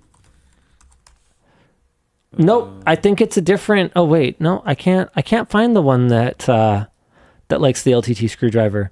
Oh crap. Uh-oh. Build a PC. Hold on. Is it? Which one's that? Okay, I swear there's I like don't think this is the one. there's a I know famous the one you're parrot. talking about. Okay. Yeah. I'm not imagining this. Where is it? No, you're not. I don't remember the name of that one. There's I a don't- famous I'm not parrot very good with names that in like general. used our screwdriver or something. Apollo. That's right. It's Apollo. Yeah. Okay. No, I don't know Paco the Parrot. I know Apollo. Yeah. Okay. Do you know Paco the Parrot? Yeah. Is okay. Is If there is Paco bird a content, good Emma parrot? has probably found it and shared it with me at some time. okay. Is Paco a quality parrot? Like I believe if we're talking about the same Paco, Paco was a rescue, or is Okay. a rescue and like beat correction and medical stuff thing, which is cool. oh yeah, wow. Look at this. Look at this beak, boys. Yeah. Whoopsie doodles. Okay, guys, stop just posting like. Okay. Why did you curate this, Dan? Which one? The next one? No, the parrot one. Because it was a question for Luke. Oh, okay. Should I not do that? No, you do whatever. Oh, I'm sorry. Hi, LLND, back end of the Hacksmith EDC knife, and wondered how it feels to have your bits be considered in their design. Are you aware of other products that have considered LTT in their design? I'm not aware of any others, but I'm also not aware of too many other creators that we vibe with as tight as James over at the Hacksmith. Super cool guy, and this looks like an absolutely incredible product. He's been in my DMs throughout the development of this thing, showing me some of the absolutely incredible work that they've done. I think it just went live on Kickstarter like a few days ago or something like that. This is a great time. If there was someone whose Kickstarter I would be willing to promote, it would be Hacksmith. They will absolutely deliver this if their history is anything to go by, and it looks freaking incredible. Just built. Absolutely Here's a question for built. you. Why Kickstarter? I don't know. I legitimately don't know. I think just Kickstarter give does some money? offer 100% deals to maybe not 100%, but they offer extremely high revenue share deals. From my understanding, this is all hearsay. I have had no dealings with Kickstarter whatsoever. James hasn't talked to me about why Kickstarter at all. I was going to ask him. I haven't yet. I don't know anything. I'm coming from a place of complete ignorance. Luke also doesn't know. I have no idea. So my understanding is that for marketing for Kickstarter, the platform, they will offer better revenue shares to products that can get the word out more about Kickstarter, where there's a mutual marketing benefit for That the makes platform sense. itself. And then they also, Kickstarter is a powerful tool. We've never used it, but there have been times that I've been tempted just in many cases to figure out like what the market is for a product. So you just like don't bother making it if not enough people back it, and then you just refund the money and you're like, okay, well, I'm glad we found that out before we invested in a bunch of molds and tooling, right? Yeah. So I would guess just that they're helping amplify it, and and they're getting some benefit from the association with Hacksmith. And it wouldn't be for me to share, but I think he's doing pretty good on the project so far. So, well, I mean, you can see on Kickstarter that it's raised $4.5 million. Oh yeah, there. Okay, it's public then. Cool. Yep. Yeah. So I think he's doing pretty good. Yep. Yeah, he's doing $4.5 okay. million. Yeah, I guess I'm in America right now, so mine's showing USD. Yep. And look at it go. So yeah, that makes sense why the pledge goal is so weird. The pledge goal was $181,957, and I was like, what the heck? And it's because Hacksmith's Canadian. You better believe it, buddy. I'm not your buddy, friend. I honestly, this might be a weird take. I don't know. I am interested in this. I would wait for it to not be on Kickstarter anymore, and like for myself, because I might look into getting one of these. I would wait for it to not be. I'm going to wait for it to not be on Kickstarter anymore, and my reason for it is just because I don't want to deal with the like one of my problems with Kickstarter forever is you have to interact on Kickstarter to get your thing. Right. So like I'm gonna have to come back to Kickstarter at some point to get it, and I might just like not do that. You could just tell us you're traumatized by the coal bar. Like you could just say that. I am. You could just say that. It doesn't update it. You don't have to say so many words. You could just say, because I'm traumatized from the coal bar. I will go look here. I'm gonna go look one last time. Oh no. There's no way. There's no way there's an update, sir. There's absolutely no way. I agree, but I'm going to go just for the people because they ask me all the time, and it's been well over a year. I think it's been a long time. So this is the last one. If there's no update, we're never looking again. All right, we're logging in. Oh my God. Okay, Dan, do you want to do merch message in the meantime then? Sure. Sending this. Oh no, like I'm logged in now. Oh, okay. All right. Because I did. Okay, I gotta scroll and find it. Scroll past all these unsuccessful projects. Okay, here it is. Coalbar Hammer updates 2022. Yeah. Never happening. Sorry, buddy. Yep. Okay, Dan, hit me. Sending this from a plane. Love the WAN backpack. More than worth its price. Nice. When designing the backpack, what made you go with the internal bottle holder? I was skeptical at first, but it works great. I had lost water bottles before having an external holder. Basically. I used my backpack for travel a lot and wanted to continue to use it for travel. And as you probably noticed, if you really stuff it, the OG backpack is exactly the size that'll like fit under the chair in front of you on most flights, although things have gotten smaller since we released it. And I wanted really? some. Is there flights it doesn't work for? Yeah, there's a handful of like small regional airlines that have planes seats that are so low profile that it's hard to get it under. Wow. And so I wanted something that was self-contained and nothing could fall out of, and everything zipped up and could be stuffed under somewhere and nothing would fall out down there. And then you have to like bend down under the seat and try and dig stuff out. That was the original goal. And then also if you like didn't want to use that, it would just kind of tuck out of the way and you could just stuff it full of stuff. We got so much feedback that people liked exterior water bottle holders that we did do an exterior bottle holder on the commuter. But that's again, a product that has a very different intent. It's more of like a day-to-day commuter. It's not for like tucking into places and not wanting to worry about things falling out of it. Where in the world did you get this many e-waste CPUs? Any other recycled products that you can tease? We actually have to buy them, which is, Because people use them to recover the minerals, right? Yeah. So that's part of why it's so expensive. The good news, though, is none of this prevents anybody in the future from harvesting the gold from it. We're just temporarily turning it from garbage into a toy for a while. You know, that's the most we can really do, you know? I think that's the goal for all of us. Pancrats. Yeah, Turning it into a toy. Get it? Yeah, thanks, Pancrats. Love all you guys. At Linus, how do you go about teaching other parents about online safety and parental controls? I don't. Dude, ain't nobody got time for that. Have you ever tried to... Okay, first of all.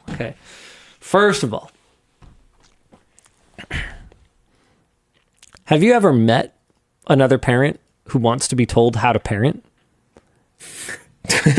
Even when they ask for advice. Have you ever met anyone who really wanted to hear it? All right. Mr. Tech Tips, you mentioned you bought 5 pairs of badminton shoes since they're all essentially consumables. Do you wear them evenly or do you use one until it's worn out before using a new pair? Yes. I've tried it both ways. I think I like I generally have 2 active ones is what I've kind of settled on. So that gives me, that allows me to take 2 pairs of shoes to like a tournament because nothing destroys your feet faster than just being in like soggy shoes like all day. So it gives me one to change into. But if I have too many active ones, then basically I have them out in the open, turning the soles hard, like with UV exposure more than I have to. So I should only have like 2 active at a time is what I've settled on. Hi, LLD. I got a Zenbook Duo for university after your first look video. It's great. My question, did anyone actually daily drive the 2024 model, and why is there no full review for the 2024 or 2025 versions? It's a good question. I mean, I think part of it is that it's so...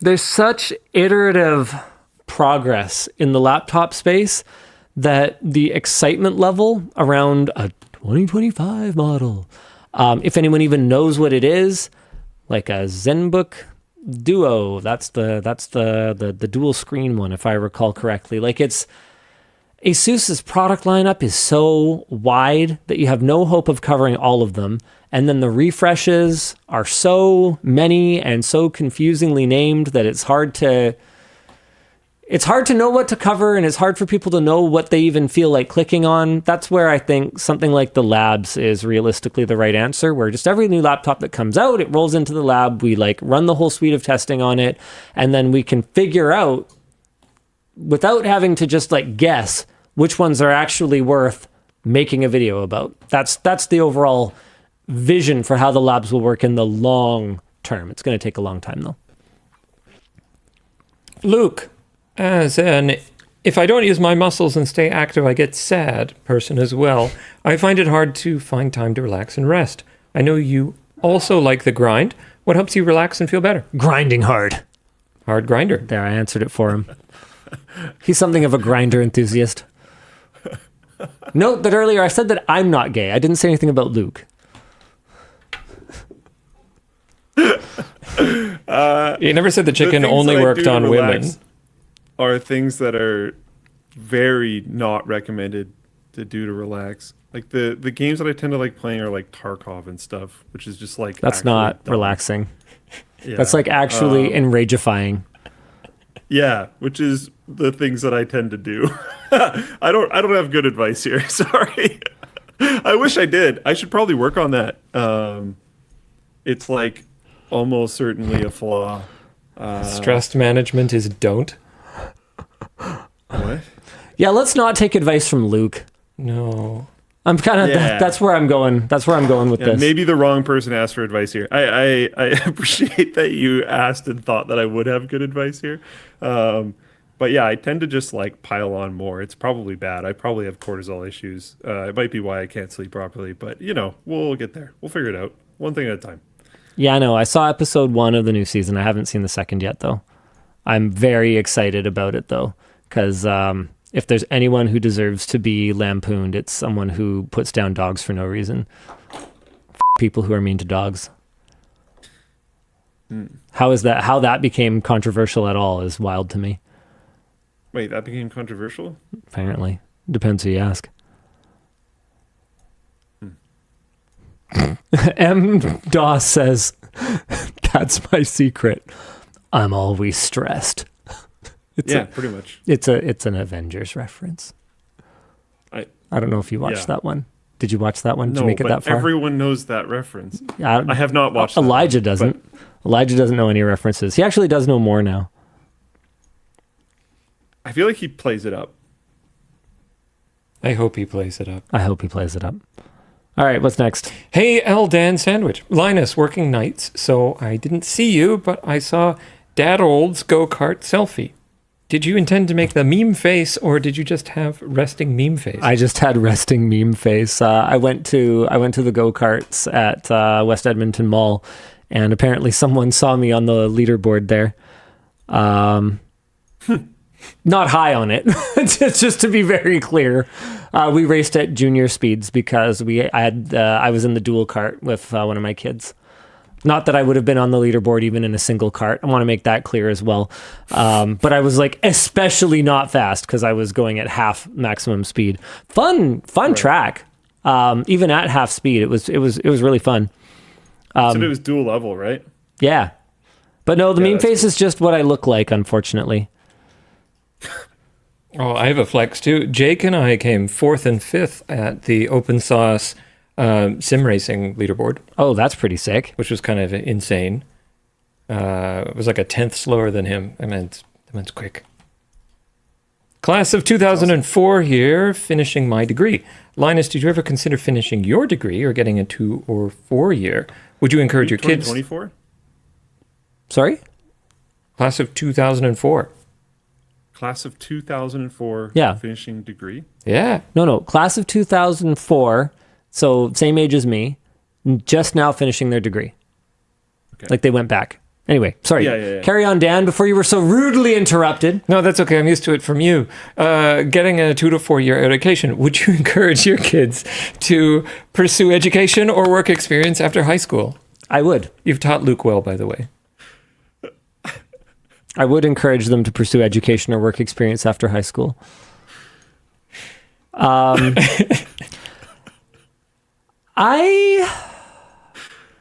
don't think school was the right place for me.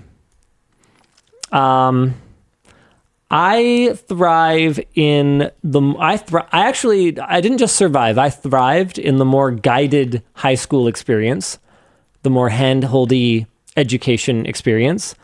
I did not do well in the bigger university self-guided experience. I have a really hard time motivating myself to learn stuff that I don't already care about, which is a real challenge for me. See, with computers, it's easy because I already care about it. So that's why it was easy to just learn stuff and make videos about it. And then I learned to care about making videos, I guess. So I don't know, I absorb some stuff that I don't really care about, but then I start to care about it. And then I learn more of it. I don't know. I don't necessarily think that for my career, I would benefit that much from going back for a degree, but I could see myself doing something. Ever since we brought up the, honestly, not even, okay, so I was about to say, ever since we found those kit planes, remember that? That was a few WAN shows ago. We discovered that you can you can buy the parts of an airplane and assemble it yourself. But even before that, when we were talking about that gamer jet, I was like, man, how cool would it be to get again, this is all relatively speaking. No one should necessarily look at my lifestyle and think, oh, well, that's, normal. But a relatively affordable jet, how cool would it be to learn to fly it? If I was down to do pilot training, would you do it? Because I think we've talked about this before. Jet level pilot training is really expensive. Well, you have to do regular pilot training before you do any jet level pilot training. Regular pilot training, I would be interested in. It's very cool. That'd be super cool. Very interesting. Yeah, I'm definitely open to the idea. Yeah, I've wanted to do that since I think we probably first talked about that 2012. Yeah, that's been something I've been interested in forever. Yeah. So cool. I don't know, I think I'd be more likely to do a really cool certification, get a dive master certification, or get a pilot certification, or get I think I'd be I'd want to like certify to do cool stuff rather than go back to academia. I think that makes a lot more sense. Like for me, and not for everybody. Like, I don't think my advice to all of my kids would be the same, even. I think, because not everybody's the same. For some of them, I think that academics makes a ton of sense. And for others, I think they should pursue other endeavors. And I'm not going to get into anything specific because that's a little personal in terms of like the information about my various children. I don't mind talking about like collectively them, but I don't like to get into the individual specifics. But yeah, no, I don't think I would say the same thing to any of my three. I mean, that's what I suspect that's probably true for most just groups of people in general. I don't know. It seems to be I especially... don't think that's too weird to say. The preschool teacher, who is the one teacher who had all three of them, the first thing she said to me when I picked up my youngest after her like second or third day or something like that, and remember, this is someone who literally interacts with small children for a living. She kind of hands her off to me and she goes, "Boy, you sure got a variety pack, didn't you?" We really did.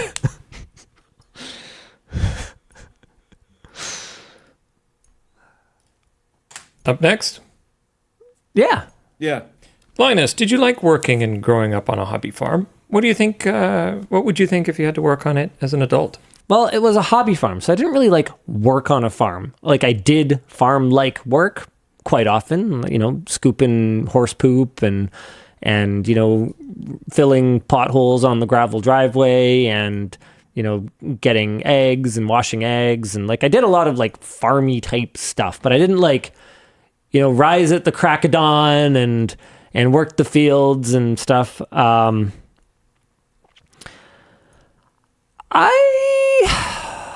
It's tough. I feel like my kids are missing out in a big way by me not providing that upbringing for them. But I really, really, really, really, really, really, really don't want to do it anymore as an adult. I don't actually like, just like, I don't even want a dog at this point.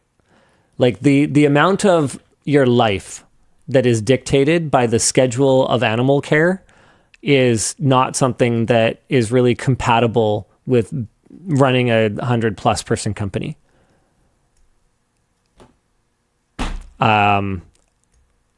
Unless you are hiring people to care for said animals, in which case that's not a hobby farm anymore. That's now a commercial farm. And you're basically asking me why I don't just pull a Jeremy Clarkson, which who knows, I might someday. But it is not this day. Linus, with how much the Samsung Fold has improved with the Fold 7 compared to the Okay, one... hold on a second. Okay, yes, I have a lot of cats. But cats are not a ton of work. I don't think you have enough cats. Exactly. Like, cats are fine. As long as the cats are all getting along, and as long as they all just, like, are able to handle the concept of just leaving food and water out, and they just eat when they're hungry and drink when they're thirsty. Like, dude, we have litter robots. We went away for 4 days almost, and they were fine. We came home, and they greeted us at the door, and they had each other for company while we were gone. Cats are so easy. So easy. Okay, sorry, carry on. With how much the Samsung Fold has improved with the Fold 7 compared to the one you drowned years ago, and Pixel Fold being really good as well, do you see yourself daily driving a foldable again? Yes. Fold 7 is going to be my next phone after I do Graphene OS, or I might actually skip right to the Fold because people keep bringing it up today, and I'm genuinely very excited to use it, and then do Graphene OS after. Where is the farthest you've traveled for a tech product, either to buy or to view, and what was said product? Farthest I've traveled to view. I went to, this isn't necessarily further, but it's a more difficult trip. I went to China for a Microsoft Surface launch way back in the day. 2017, I think. You know what? I think China's probably the farthest I've ever gone to. Maybe not. I mean, that Renault thing that I did in Paris. What's farther from here, Shenzhen or Paris? Dan, do you know? Mapping.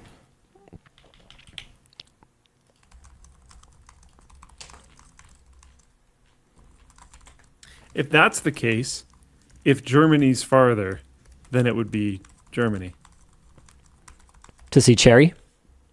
Yeah. Yeah, I think, does it count if it's professionally though? Or would it have to be personally for this question?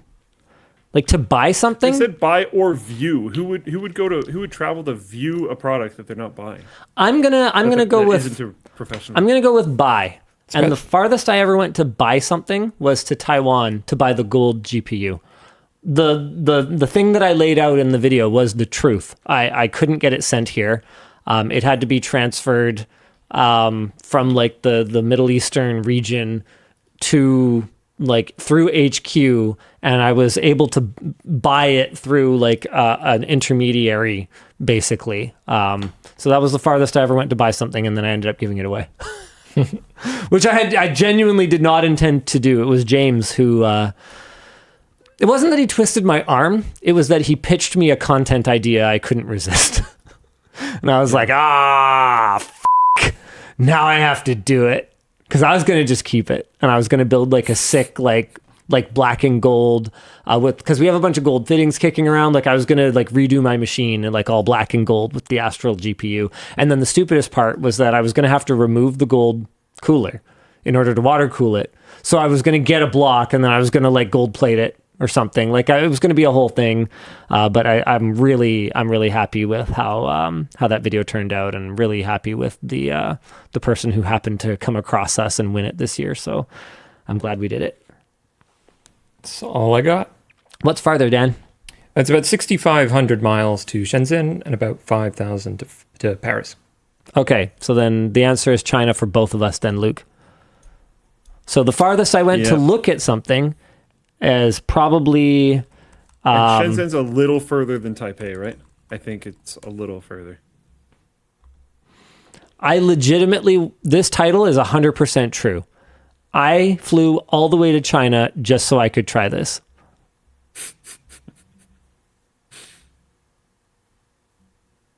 All right. And I saw Robot Yao Ming.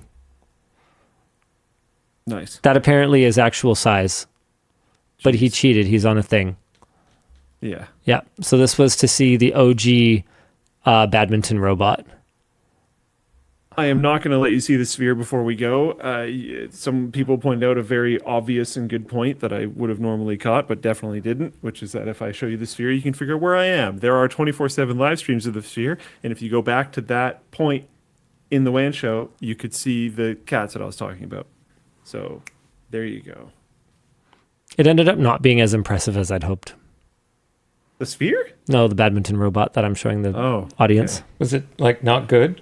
It's not that it's not good. It's just that I don't know. I thought it would be better. Like to make it look as good as it did in the other videos, they had to really like try. Whereas like I tried to push it a little bit and it crumbled. Immediately failed. Yep. Mm-hmm. Yeah, Okay, let's wrap it up, boys. Oh, do you got to go? Okay. See you again next week. Same bad time, same bad I time. needed to for hours. Okay, bye. All right, bye, Luke. Bye. Have a good weekend. Thank you, you too.